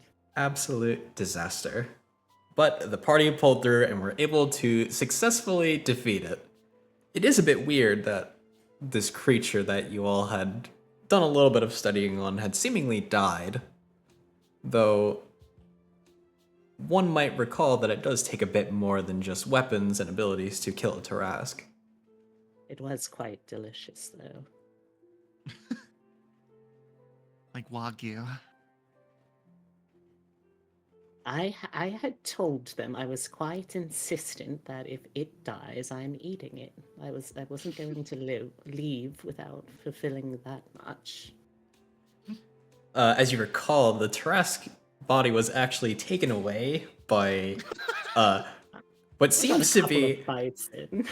yeah, you did get a couple of bites in.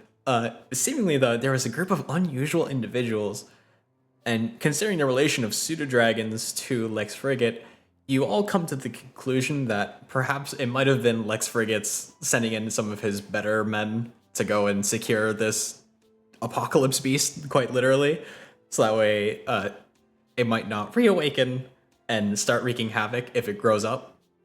Mm. But you might be able to ask for seconds at a later date. Yeah, we just gotta talk to him during his open hours.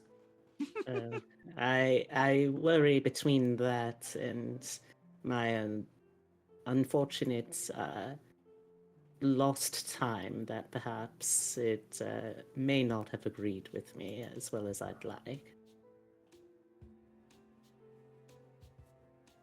I can imagine that a Tarask would give someone a upset tummy.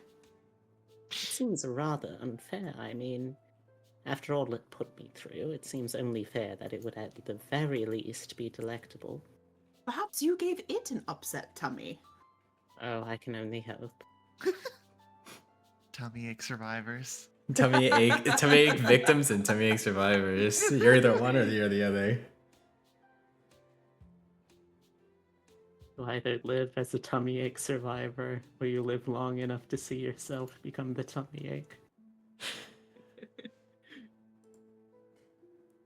Well, I for one would like to freshen up before I go out and greet semi-proper society. Yes, of course. I think that after this, that would be quite a sensible idea for all parties present. Well, I certainly don't plan on going back to sleep after such an eventful, I want to say, morning? Yes, we're still currently in the somewhat early morning, actually. Everyone seemingly just was woken up, perhaps from the space storm, causing like a disturbance, like when your ears get kind of full when the pressure changes. And maybe that seemed to be the thing that brought everyone awake. It's also occurring to me now that with Eben transitioning to NPC, that makes Shala the sole reasonable, non-delusionally wealthy, upbringing person in the party. This is Token true. peasant. Congratulations, you have become Haruhi.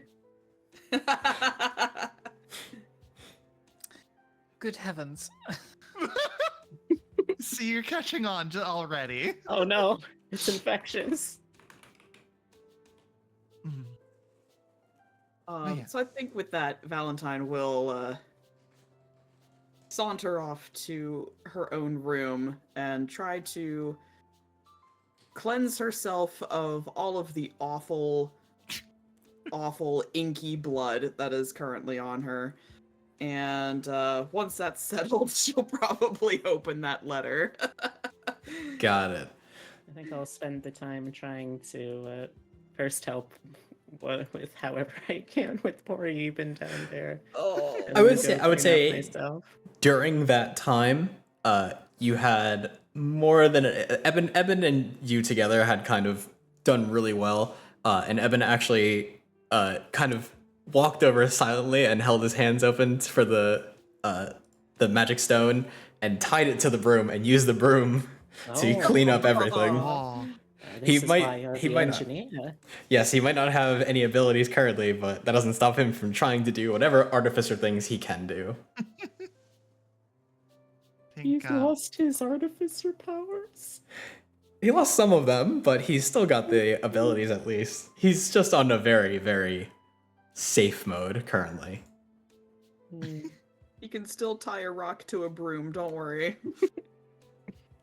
I imagine Lyra would kind of return to her room and just kind of take some time and brush through the hair on her tail, trying to get any of the gunk out of there. And while she does so, the tip of her tail is holding a little book that she has been kind of reading through for the last while, but just generally keeping a low profile. Okay. Ashala, what are your plans? I think after, well, returning to her room, giving another quick once over just in case it wasn't the only thing in there, she will likely take some time to cross her legs on the bed and kind of I want to say meditate on what she gleamed from the dream or the nightmare she was having, the memory perhaps. Sure. Go ahead and roll me a wisdom check. Wisdom. Just straight wisdom, yeah. Yes, just Okay. straight wisdom. Yeah, 22. I'll take that. Yeah. You sort of take this time to refresh your memory and see what you quite remember. As you might recall, you don't quite remember growing up, aside from being raised by your adoptive snake father, whose name Snake is Daddy. not Not listed in there. front of me. It'd be Skep. I Yes. lost my snother.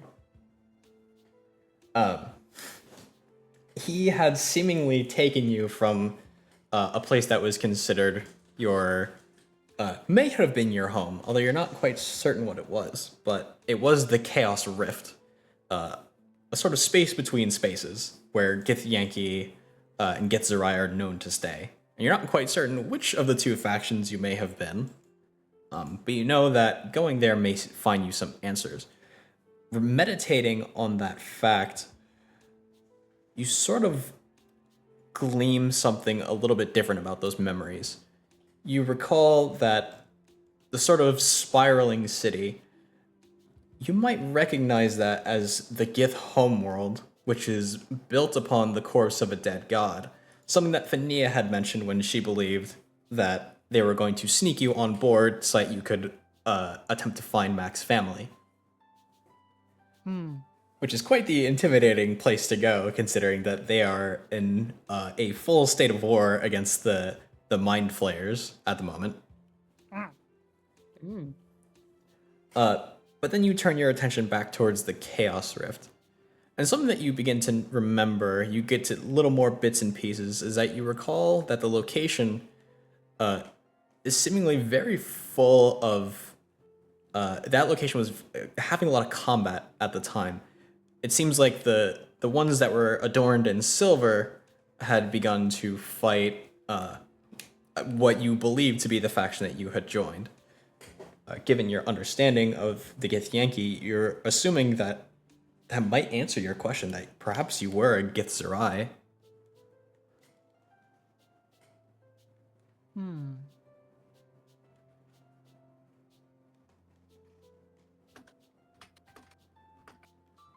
And you believe that might be all the answers that you can get in a single meditation. Though you are very, very aware of the psionic imprint left upon your mind. And you can try reaching out to the individual that had left the mark on you.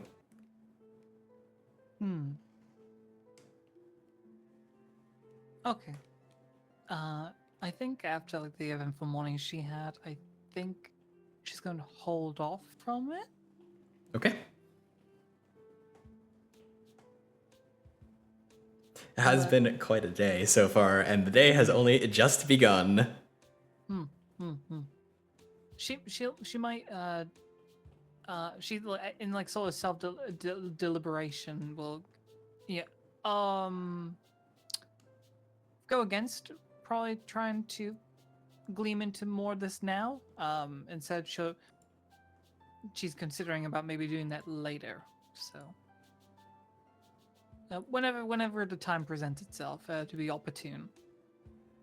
Okay, and I believe, Susan, unless there's anything you want to do, the party can probably reconvene back on the top decks after we've all had some rest. Probably it would turn towards the middle of the day. I'd assume that Eben is still functional enough to make everyone some breakfast after such a horrid morning. And in between working on breakfast, you can probably hear the horrible, awful sliding of Eben trying to drag the corpse up and out of the ship. I feel terrible, but I'm not exactly of much help lifting things. Goodness, no, I just washed its blood off of me. I'm not getting it on me again.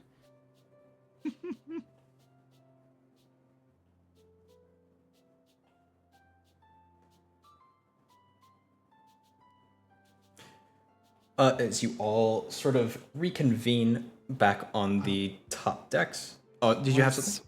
I was gonna say, wasn't Valentine going to read the letter? Yes, Valentine does have the letter. I'm not sure if that's still in our DMs. It might have gotten a little bit lost. Ooh, good question. Oh no, it's still there. Yeah. I actually made a physical letter. I don't know if I can pull that up. Let's see if we can get that to work on Opera GX. I don't have any particular rules on doing things when you're like hiding things from other players. Like, hey, hop in this chat. This is the letter. If you'd like to read it, there is a text-friendly version on the second page, but otherwise, it is yours to read. Or if you'd like to keep it to yourself, it is entirely up to you.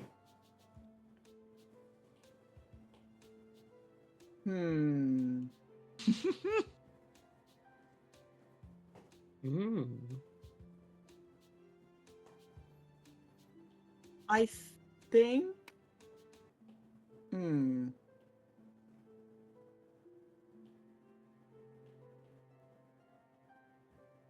I think at this moment she is torn on bringing this up to anyone. If she would, it would be to Lyra, just because she's closest and trusts her the most. But I think for now she's going to mull on it for a bit, tuck it away, and deal with that later. Excellent. Okay. and that will bring us towards midday. Everyone's had sort of weird breakfast lunch after they've all gotten their rest. They've read any letters they've had, read their books, feeling a bit refreshed. And you are currently in the dockyards, which, interestingly enough, was an area that was once unavailable to you due to your aligning with the Golden Wings Guild as opposed to the Solar Winds Guild. Oh yeah. Um, Was that the time we stole a lot of Sparkles. stuff? Yeah. yes, that was Yeah. back in the early days. The party had sort of gathered together and joined the Solar Winds Guild, and were told to give up a crystal dragon that they had stolen from a different individual known as General Hammond. I also stole that man's gun. They also stole his gun and also anything that wasn't nailed down to the floorboards.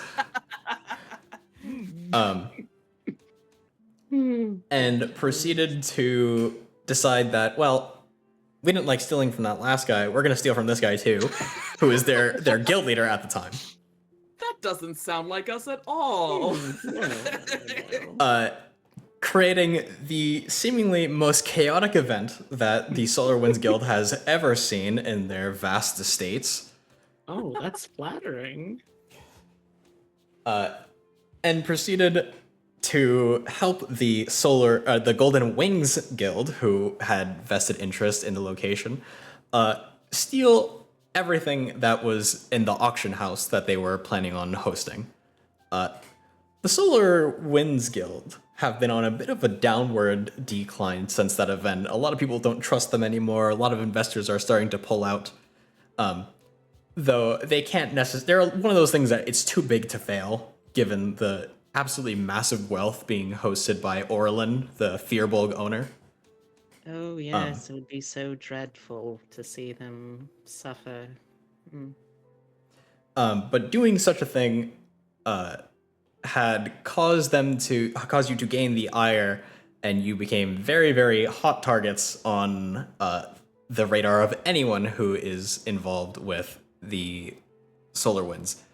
But after some time, I think things have since cooled off, and you were free to sort of dock your ship wherever. And it seems that most people seem to agree as well, given that Eben was also able to freely travel to the Blacksmith Call, and as well as the rest of the party did as well.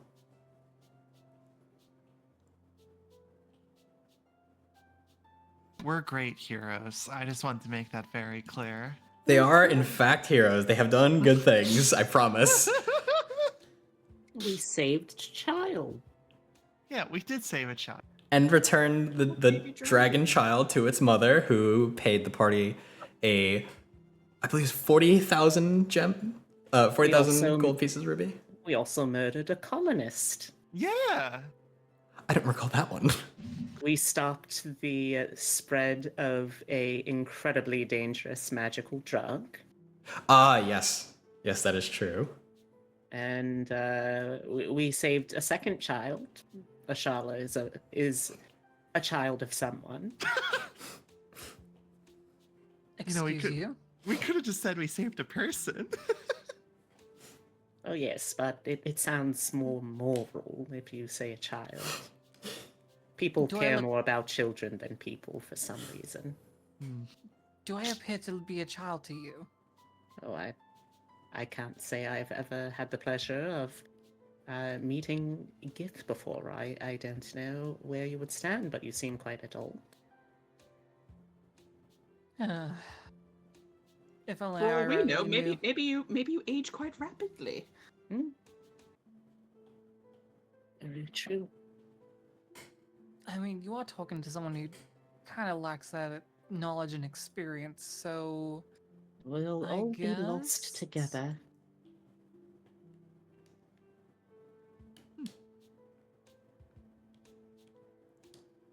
Well, If you'd Speaking like, of being lost and in need of information. yes. If you'd like to go anywhere in particular, you can take control of the Big Eben token while I consider an alternative. Aw, You can move. I believe everyone should have ability to control. our don't- mascot, Eben. I don't seem to be able to grab him. Okay, I will adjust that really quickly. But yes, anywhere you'd like to go, you can use the map as a sort of guide. And if you're not quite sure what a location is, I can always just point that out to you. Yeah. Controlled by all players. There we go. And currently, nothing is out of reach. You guys are available to go wherever you'd like. Be it the high districts, the low districts, the arenas. Maybe not into Lex Friga's house. I don't think he would like that, but anywhere else is seemingly up to your Doors free haven't discretion. stopped us before. Doors have not stopped you guys before. That one is canon.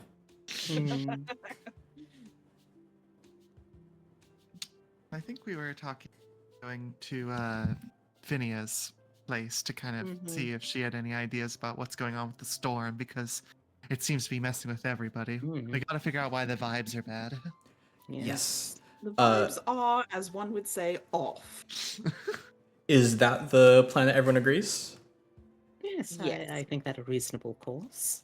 Okay, then we will go ahead and move you guys over to the location of the Golden Wings Guild. It takes a bit of time because it's sort of on the opposite end of the dockyard that you all had landed upon. But fortunately, it was nice to kind of get a walk through town and sort of refresh on everything once more. As you make your way into the sort of tavern bar that Phinia runs in the upper districts, you notice that her area is seemingly cleaned out for now. And you see the drow that had helped you in the past, as one of her contacts is sort of leaning against the wall.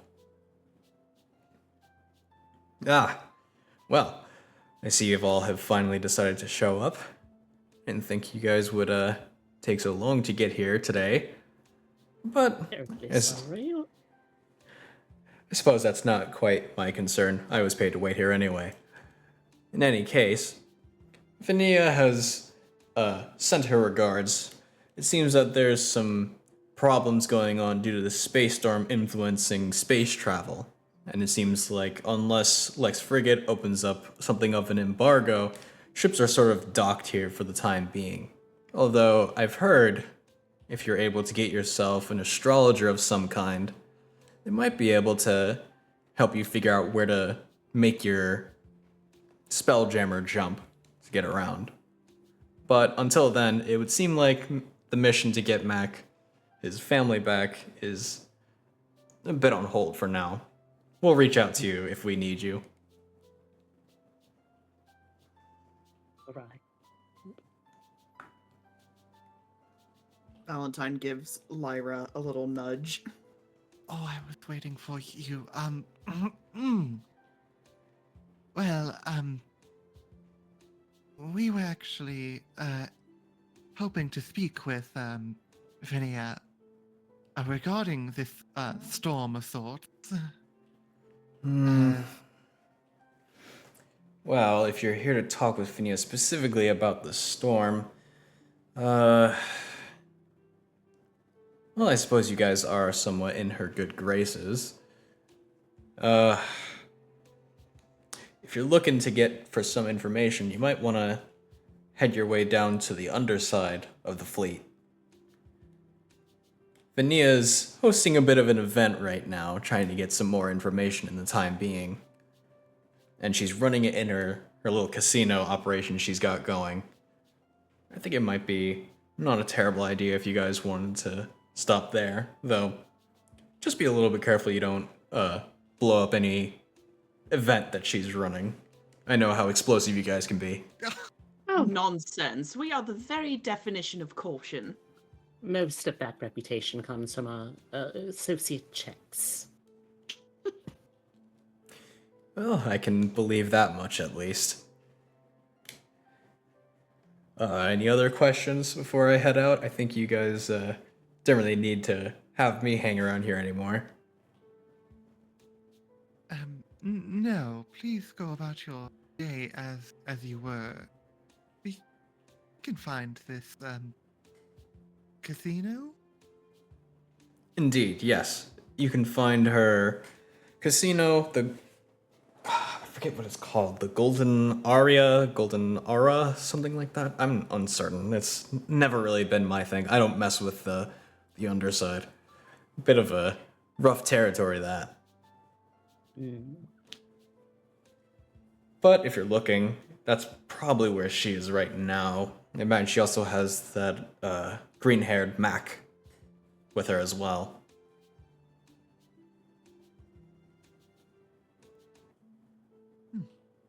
I hope he isn't too disappointed by the delays.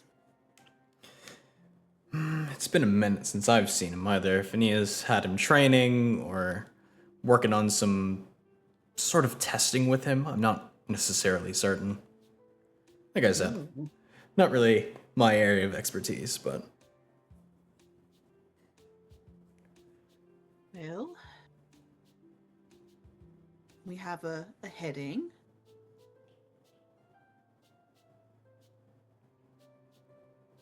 Anyone up for a trip to a seedy casino? I suppose I could make time in my busy schedule. I've been to worse. okay. Seems like every place here is in some way, shape, or form seedy. So Hmm. As you all kind of consider about heading there, you all do have a little bit of memory that, while the top side is quite literally a den of pirates and thieves and whatnot, the underside is essentially what one would describe as the black market. Any of the shadiest things that occur tends to happen down there as well. A lot of the population actually tends to live on the inside of these asteroids, as they've all been hollowed out and mined for any resources. And if they're not fit for living in or building in, they toss them aside. But if they're worth something in terms of structural integrity, they actually implement them into the fleet and either build on top of them, and a lot of the population will actually live on the inside. But it's quite the change from the topside experience that you've almost exclusively had. Ashalo might have some experience living in the underside. Potentially. Intriguing. in Uh, that case, oh, go I ahead. believe I was just gonna sort of like I believe that I should put these on, take out her gloves and just kind of cover up her hands, just like hoping that nobody notices and tries to take advantage of it.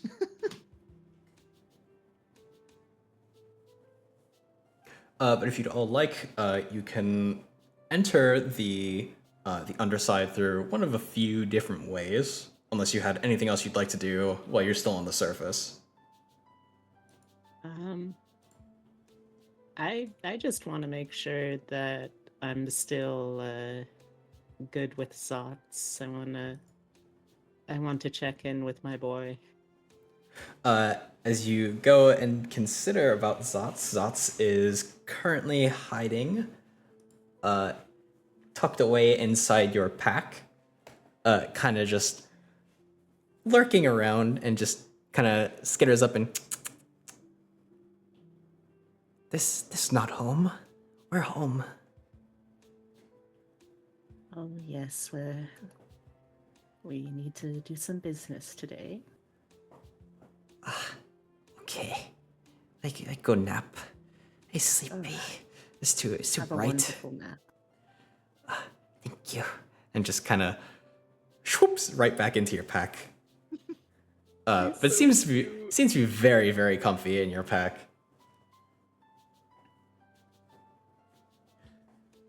Zuzu prides herself on being a accommodating hostess to the small bat that acts as her not chaperone, but steward maybe.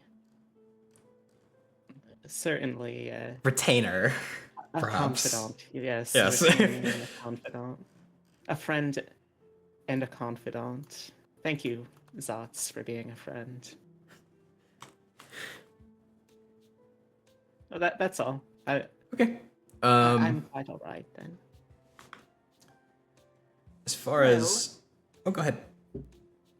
If we are going to delve into more dangerous climbs, I would perhaps suggest returning to our blacksmith friend as he has finished up a weapon of mine. One can't be too careful. Oh, an excellent point.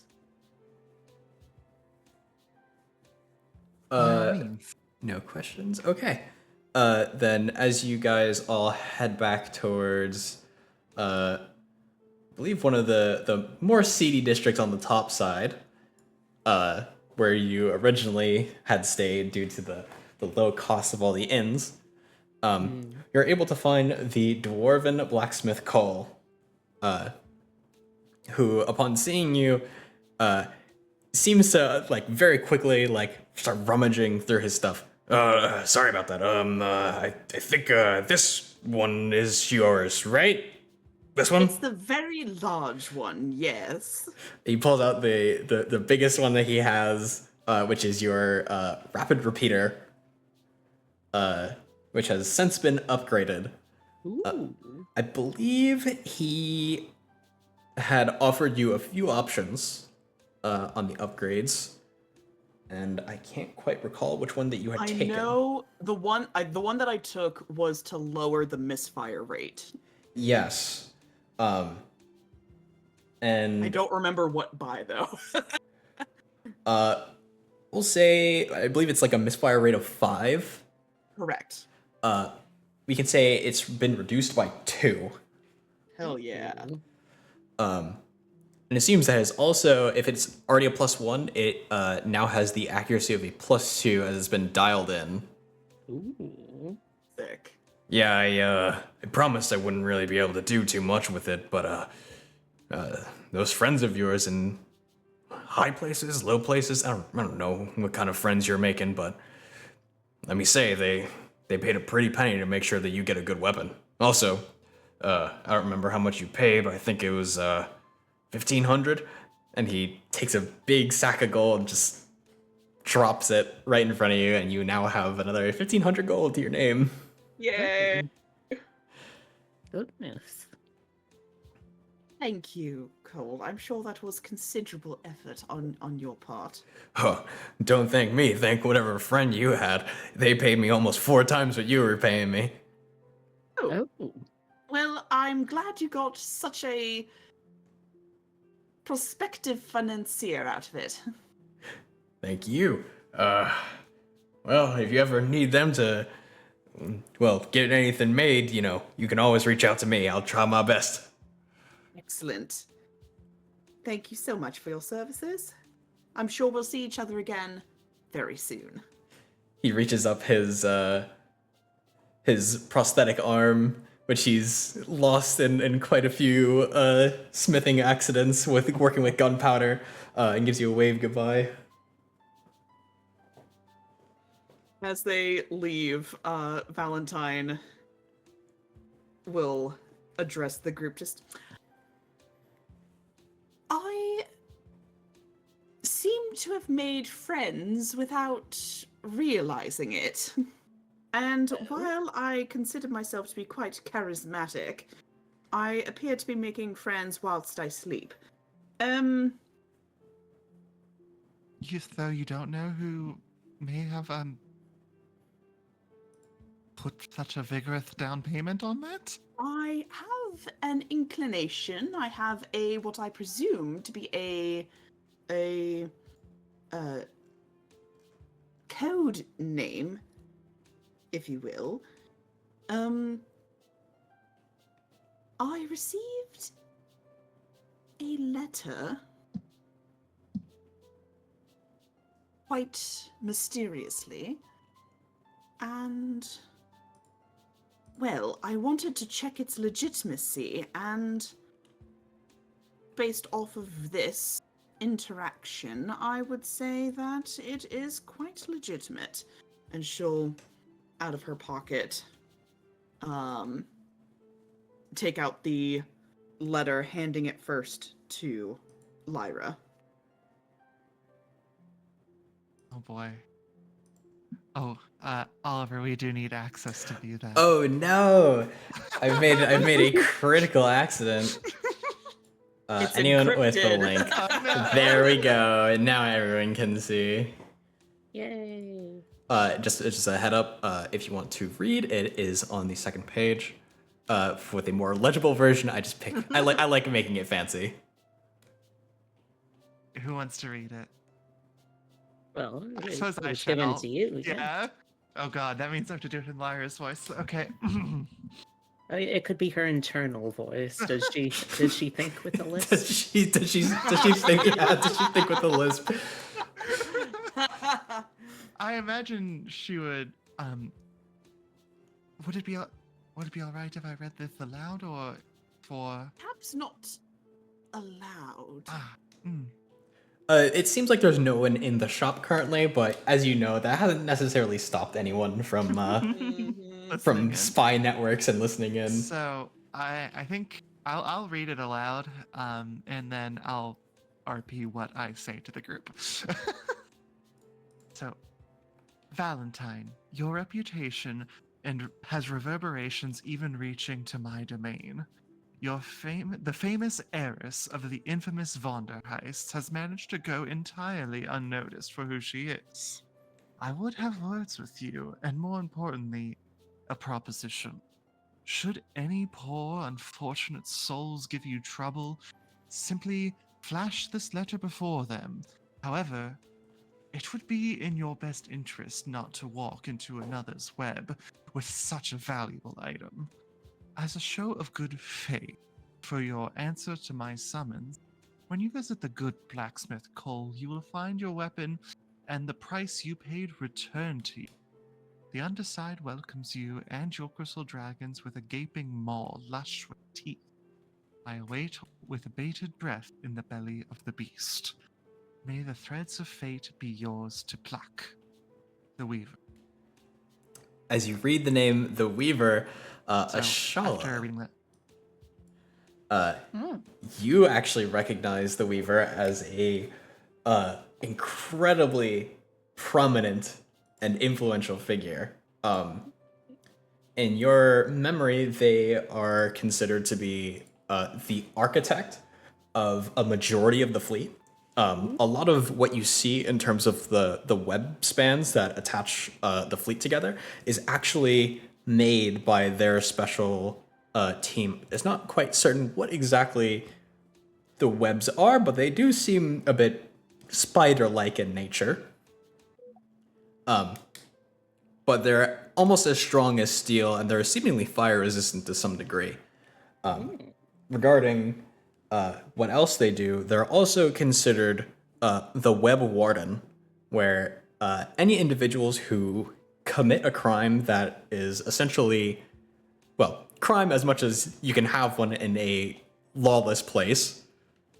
If you slight someone in a way that's so awful that you are able to capture them and submit them to perhaps Lex Frigate's forces or any guilds in particular, that death isn't enough of a punishment, you essentially send them to the underside, where they will either A, be fighting in one of the most vicious arenas that exists, or they will be sent into the mines, where whenever they capture a new asteroid that they're considering the use of integrating into the fleet, they will send them to go do the mining. And as they say, if he dies, he dies.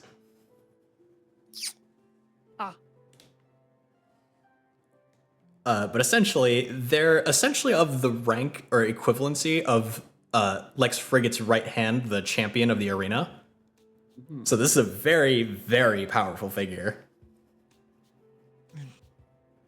so it does seem to be that, well, as we are kin to do, we have got it caught the attention of some very powerful people, namely the Weaver.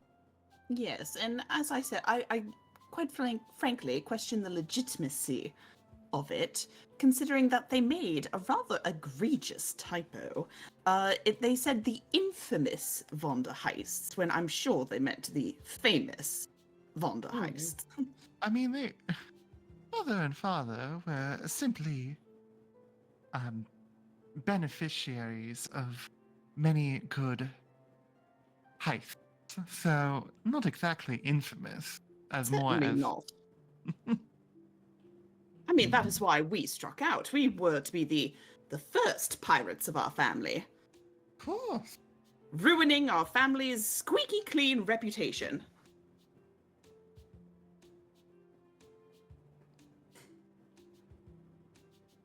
As you're considering the reputation, you remember quite a few many winter solstice events in celebration when you receive a gift. When asked where they would find such fancy dresses or well-plucked feathers and hats or any new things that they add to the trophy room, Papa had always had the unique answer of, well, it fell off the back of a spelljammer. Oh.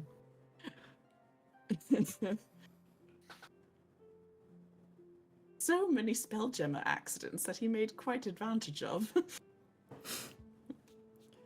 As you all are pondering the current ongoings of what to do next and perhaps legitimacy, everyone make a perception check.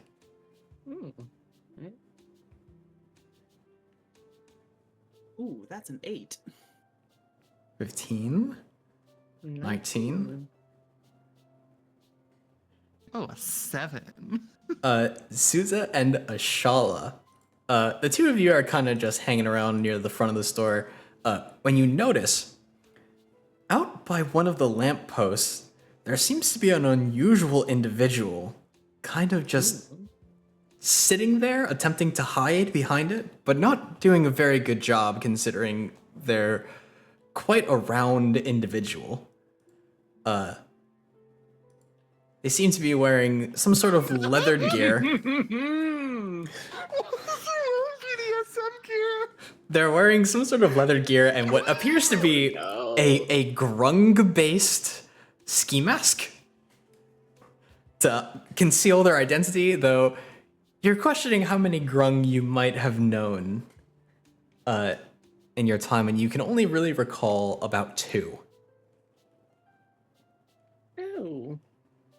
What a peculiar person is. Don't they seem familiar?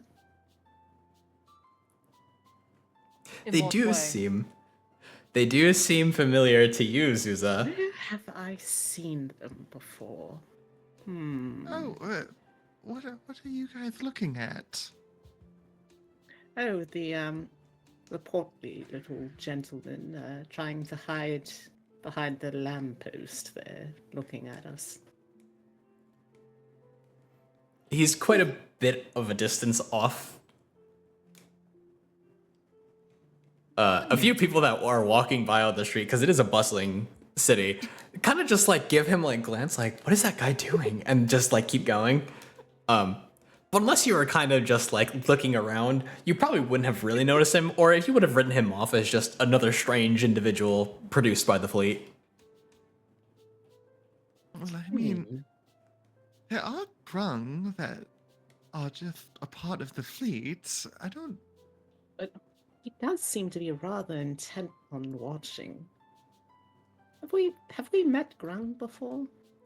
Of the Worked with them? grung that you have met, there has been an individual who was working under General Hammond. That was Grug Grug. He had been working under General Hammond for 3 years until the mysterious day when information leaked and he was abruptly assassinated by the Crystal Dragons. Oh! There was also a grung within the Solar Winds Guild, who was doing quite a bit of gambling on some auction items that I'm not certain they saw returns on. Did they have the same coloration? No, they're more of a bluish green, whereas this individual is somewhat of like a sage forest green. I think I would like to politely call out with a little genteel wave. Dear, Mr. Grug, so lovely to see you again. The frog kind of seems shocked that he's been spotted, and rather than answering, he's going to turn to his side, but you can still sort of see his rotundness from either side of the lamp pole that he's trying his best to hide behind. Oh dear, he seems to be having a spot of trouble. Sure, that's the same fellow. Oh yes, I He do is rather wearing a think so. mask. Oh, Didn't we yes. kill Grug? Oh no, we killed his employer. That was that dreadful Mr. Hammond. Oh, know yes, I'm enjoying his weaponry so very much. I may mix that up a little bit, considering the fact that I was too busy being a spider in the presence of a dragon for the majority of that heist. Understandable.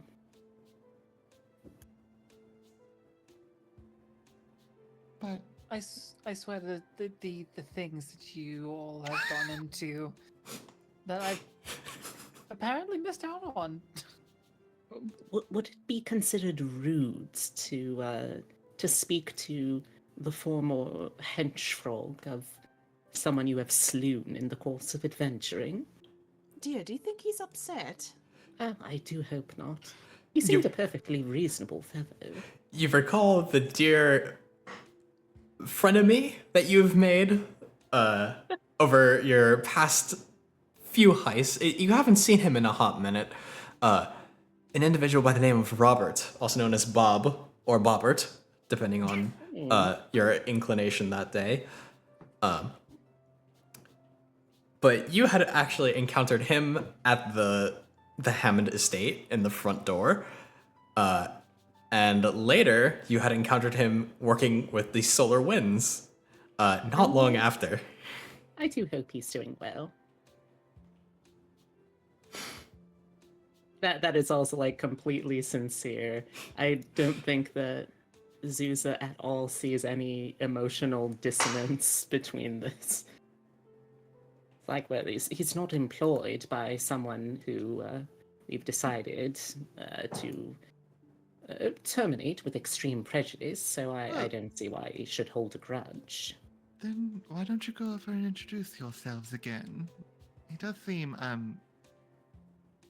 interested in observing in some way, shape, or form. All right, sure. I'll open the door to the shop here and call out again a little louder now. Oh, dear Mr. Grug, you're quite all right to simply come in if you like. We have no quarrel with you, good sir. He was going to poke his head like around the corner a little bit. What if it's not Grug and we're being extremely rude? Everyone in the street, to Grug so far. everyone in the street has turned to look at him. So any stealth that he was attempting to do has been completely obliterated. Oh, poor I guy. just love how consistent a thing is with this group and NPCs. Like, we just... It's not just even defeating them, it's humiliating them. We just ruined their days. Grug, as you might imagine, kind of just accepts what has gone on at this point and looks down as he sort of very ashamedly hangs his head and walks over. He has his two fingers out like finger guns and pokes them together as he approaches. No. If it makes you feel better, myself and Valentine, we didn't see you coming. Simply masterful stealth work. Indeed. You've had quite the drop on the majority of the group. Thank you. Oh, bless. He's going to reach up and take off his ski mask, since there's no point in hiding anymore, to reveal look the, at the those rosy cutest little guy you've ever seen. Oh. Actually, Grug was just a name. I was using it for Hammond. Oh, well, what should we call you then? You can call me Groba. Mr. Grober, is there something we could help you with? Well, And might actually, I say, I'm terribly sorry about your situation, considering your former employer. that was he was okay. He was kind of mean to me a lot. Oh dear. Didn't really let me take lunch breaks. So What? yeah, I sometimes I would sneak some of the fries that he would make or that we would have. But that's neither here nor there. Can't be legal, can it? Oh, it's not like legal is a thing here. You does have a point. Hmm. But I had dropped that letter off for you guys at the on your ship. I had to kind of guess around which one was Valentine's, but no one was around aside from the golem. But he didn't notice me. See, simply masterful stealth work, like I said. Oh, thank you. Yeah, I got a little bit hungry and I kind of lost track of you guys for a little bit. So I went to go get some burgers. I love burgers. Oh my god, he's so cute.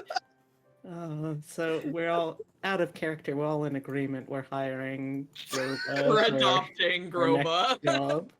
Oh, bless. But yes, I was told by my boss's. I think there were like two more bosses in there. I kind of lost track after the conversation. I kind of drifted off. But they asked me to deliver it. And then they said, make sure that you guys head down to go visit the Weaver. But I never got that far. Well, we successfully received your letter, so job well done. Thank you. And I do believe that we were about to head down to the Weave, or not necessarily to the Weaver, but to the Undercity. So, job well done in that regard as well. Thank you. Yeah, don't tell anyone you saw me. That might get fired. Oh You know, goodness, we would hate to be responsible for your loss of a second employer. my resume is looking a little bit bad. You have a 3-year gap in your resume, and Well, It's You been owe me- 3 years since we killed Hammond. no. I mean, I was working for him for 3 years, but I was doing a little bit of spying. you did do a great job in securing another avenue of employment in such a short period of time. So that must look very good on what were they called again? Resume? Yes, a resume. I can't say I've ever made one myself, but I hear that they're awfully important for one seeking employment. Yeah, I mean, it's pretty good. I mean, I kind of just told them that I was under NDA. But it was kind of the truth. I mean, I still kind of am under NDA. Oh no. Oh, yeah, I hope that doesn't cause you any tears. You won't tell anyone about that, right? No, of course not. Thank you. I've already forgotten what we were talking about. Well then, would you like to escort us down to your employer? Well, no, But- we haven't seen him. Oh, Hmm. you are correct. You are correct. Then It was pleasant not seeing It you. was very I pleasant mean- not seeing you. Yeah, I mean, I guess I could kind of show you guys the way. And it's not like people commute. They go from the top side to the undercity, the underside. Me? But have you guys ever been before? I mean, you guys look kind of fancy. I don't know. We have not yet. Well, Had the pleasure. there's about in 2 or 3 ways you can go down. There's the mines, up in the north side. Those are the ones that I kind of like the most. It's pretty straightforward. If you really want, you can take the arena. Sorry, I had a frog in my throat.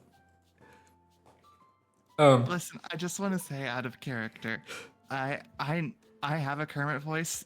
I understand what just happened so clearly. Well, and there's also I had heard that there was a way that Vania had with some kind of casino, but I'm really bad at gambling, so it's not really something I know too much about. We were planning on heading to the Undercity to specifically visit Vania, but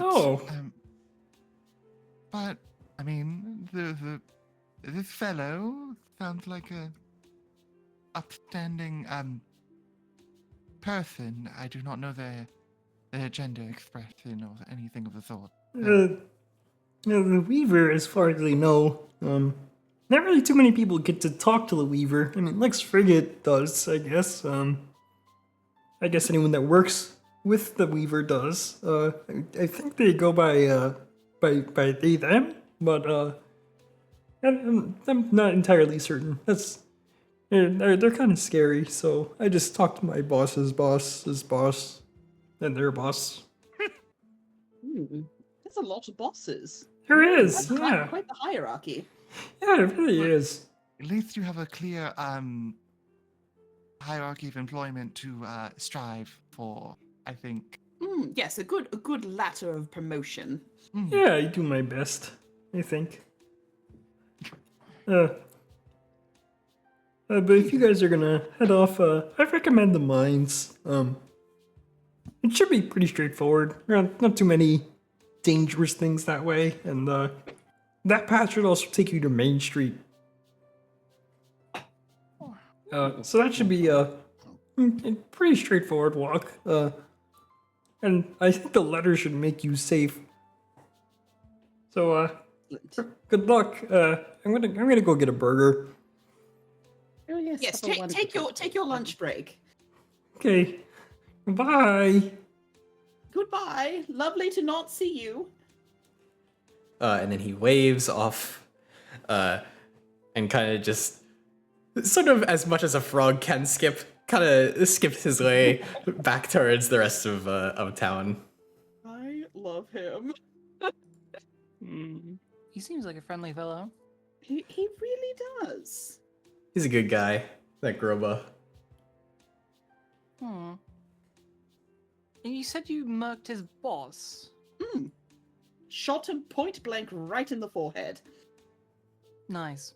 Terribly attractive man. He did rather deserve it. He was trying to imprison a baby crystal dragon and sell him for, well, so really, I think that we did the best thing that we could have done in the situation.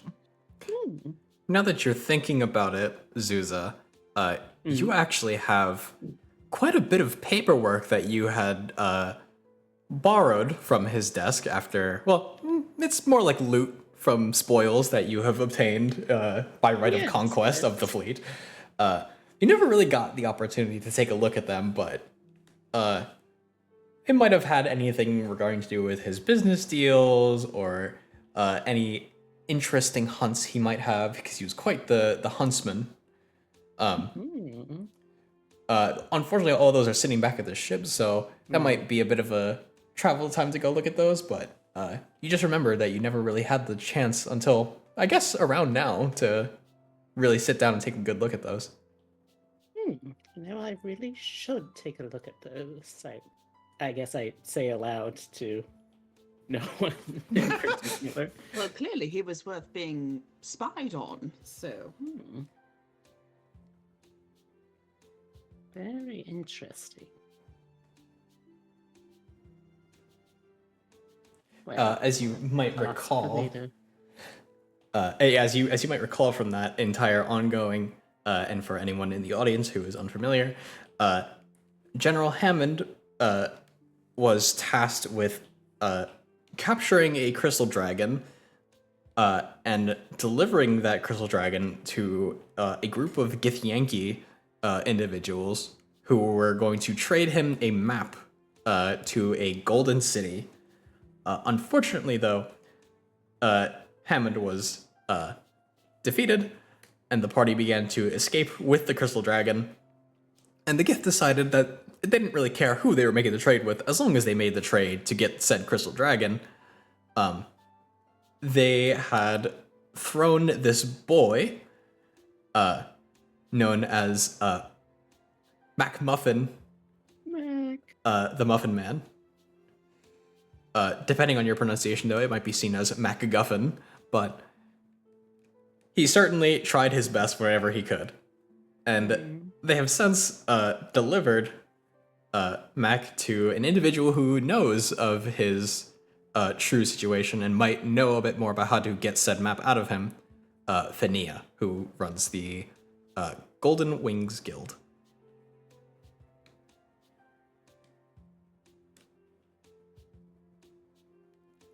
But yes, your options are open for you to begin making your way to the underside. Although we are getting a little bit close on time, how are we feeling, everyone? Oh, I'm doing pretty good, but We do have a few options before us. I think maybe if we should decide where we are going to go, and then that would be a good place to lead off. yes, I agree. Okay. Well, the plot thickens, it seems, courtesy of Mr. Grober. Indeed. So, I know, Lyra, that we wanted to make some inquiries about your space storms. I do think that's rather important. And even though Mr. Grober seemed to recommend going through the mines, there is a way, it sounds, to get to the underside through the casino. I figure that we could kill two birds with one stone, as one might say, and just make our way down through the casino into the underside, and then find the Weaver from there. Sounds like we have a lot to do down there, at the very least. So it would seem. Assuming we can get an audience at the casino, but we will take it one step at a time. Well, with our group of charismatic individuals, I can't imagine it being too difficult. If you are looking to make a name for yourself or get easy access into the casino, you do have over 100,000 gold sitting waiting for you back in on the ship. What if we need to upgrade our magic items? I have about 3,600 now, courtesy of the Weaver, so. Yeah. Oh, why did... That brings up a question. Why did the Weaver choose you? I suppose because you are the Elder von der Heist. I suppose so. I mean, it could very well have just been you, Lyra, but... They specifically called out the von der Heist. If you'd like, the two of you can make a history check, or if you'd like, you can give advantage to one of the two of you. Let's make 2 separate ones.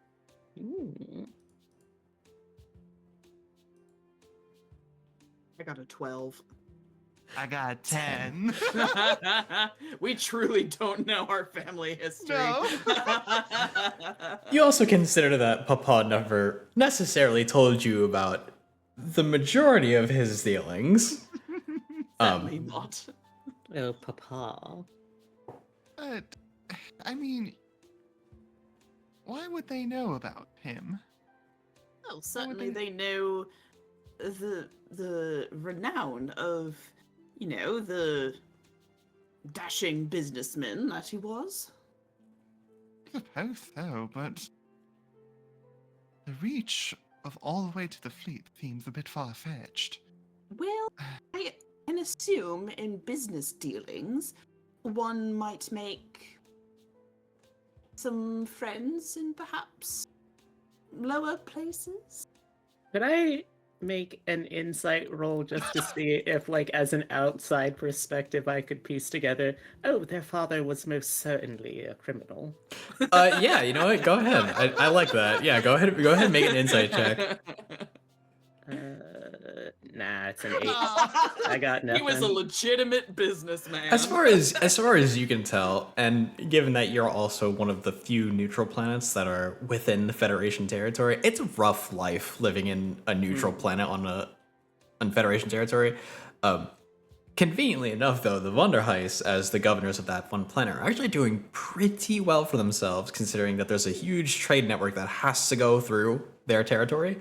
So they take quite a bit of taxes, and they offer quite a bit of a nice resort, since it's a very, very wonderful planet. Spend no expense. But as far as his deals, there's nothing that would necessarily imply that he's quite antagonistic.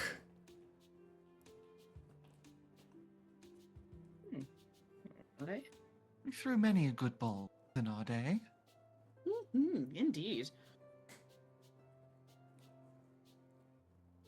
But Well, I suppose it doesn't really matter why we might have been singled out, and if it does, I suppose that's something we could talk to the Weaver about, since they seem familiar with our name. here's what I'm thinking. So, this Weaver seems to be willing to shower us in gold on a whim. If we are going to be going to casino, perhaps he could provide us with some assets to acquire more wealth. Perhaps, although I would much rather take my chances making money through an honest speck of pirating rather than at a underbelly casino. Yes, I'm afraid I don't have the computorial acumen of our dear friend Aoben. There is always the option of sending Evan with some money and seeing what happens. we just see it's like fully just recreating the plot of the Rain Man. Either way, Well, I suppose we won't know until we go. And you have any particular preference on exploring to see if you can find either the access way to the casino or maybe one of Finia's definitely legitimate shop fronts on an illegitimate location that may or may not lead to such a establishment versus the very much front door access route through the mines. Well, we have been given something that There's the also associate implies is a guarantee of safe passage. There's also a path through the arenas, as a lot of the arenas tend to be interconnected and they tend to do some shipping between some of their gear in that location. But your options are entirely up to you whenever you'd like.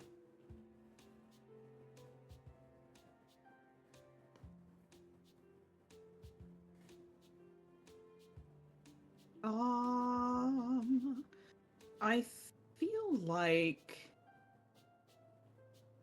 considering we have a very legitimate entry point with the letter, I don't think Valentine would feel the need to like creep about.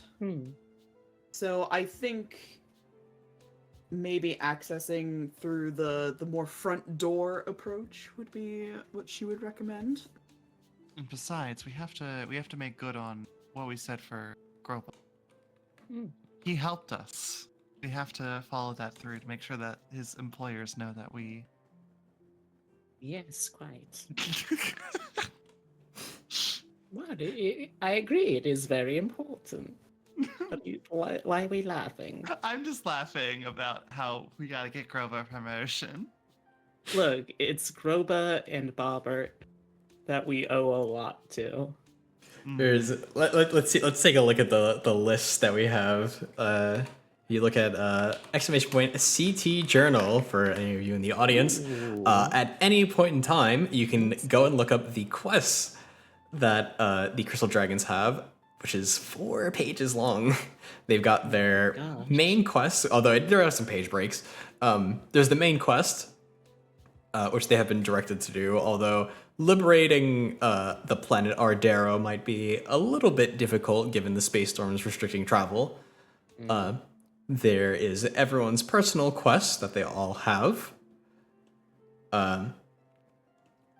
There is some of the more interesting side scenarios, one of which involved an individual that you all promised to help out at one point, known as Amber, who is a centaur, hoping to find her father, Harold, who made some bad deals with some Thrycreen. So the only Thrycreen that you're familiar with is Thoctha, the doctor. The hunk.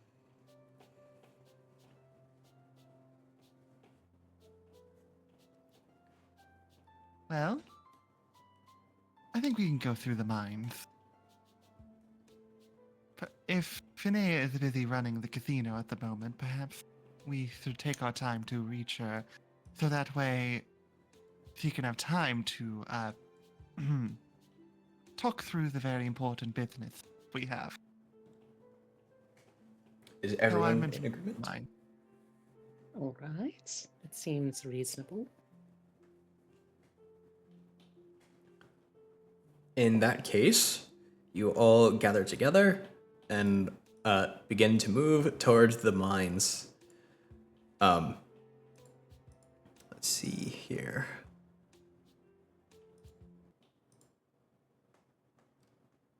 Oh. Oh. Oh. Oh, Oh, Opa Gongum style? There we go. Oh. Descending into the depths, the light of the stars begins to fade. Those of you with dark vision may feel a little bit more comfort in the cramped, dark, and damp winding paths. The bustle of the city above in the Forge Master District grows further and further away until it's almost silent, your footsteps clattering against the stone and scattering the dirt beneath your feet. For a moment, it almost feels as if the tunnels would never end, until an unusual sound begins to be heard, chiming of some sort. Yes, the sound of bells, but distorted, almost like voices calling out in song over the span of time incomprehensible. The path ahead begins to show a tint of unnatural blue light until you reach a massive clearing. The full expanse of the underside bared to you. Ooh. Ooh. I recognize that image. Yes, you do. It is a sprawling expanse of an underground city can be seen in the distance. There are small homes built into the rock nearby, and they dot upon the landscape with varying degrees of bioluminescence. There are vast blue mushrooms that open as umbrellas, yet they still deliver light to the dark. Massive golden crystals form as if trees of light, almost forming a sort of pathway that you might be able to follow along. In the far distance, a dense fog surrounds the murky depths in the distance. Without the crystal, it would be pretty easy to become impossibly lost in such a place. In the far distance, the outline of a massive mushroom can be seen within the fog. Its light strong enough to pierce through the fog, almost as if it were a lighthouse. And that is where we will end our session for today. Yay! So yeah, thank you all so much for coming. Great job. This has been absolutely amazing. You guys are so incredibly good at RP. I was smiling ear to ear the whole time. Well, you set a lovely scenery for it. Thank you. And already gave us a beloved NPC. Yes, I tried my best. I'm a huge fan of Hans Grobe. Yeah, I don't know if we have anyone around to raid. Does anyone have any particular friends they'd like for us to go visit? Make some new friends, maybe? Imagine having friends. I have one who's streaming right now. Do tell. She goes by Pork Buns. I'm typing her username in our little chat, but she's an orc streamer who does a lot of art, and she's fabulous. Oh, So cool. I didn't know you were friends with her. wonderful. Thank you all so much for coming. We'll be back with more Comet Tales, not next week, but the week following, as we're going to be following we'll be doing a bi-weekly schedule. I can't wait to default dance again. Of course. Gotta land in Lazy Lakes. I think. I don't know any locations in Fortnite I've never played. Pork Buns in our... There we go. In our DMs. There we go. Thank you all so much for coming. I hope you all enjoyed. We will catch you all soon on our next adventure. As always, safe travels. Bye-bye.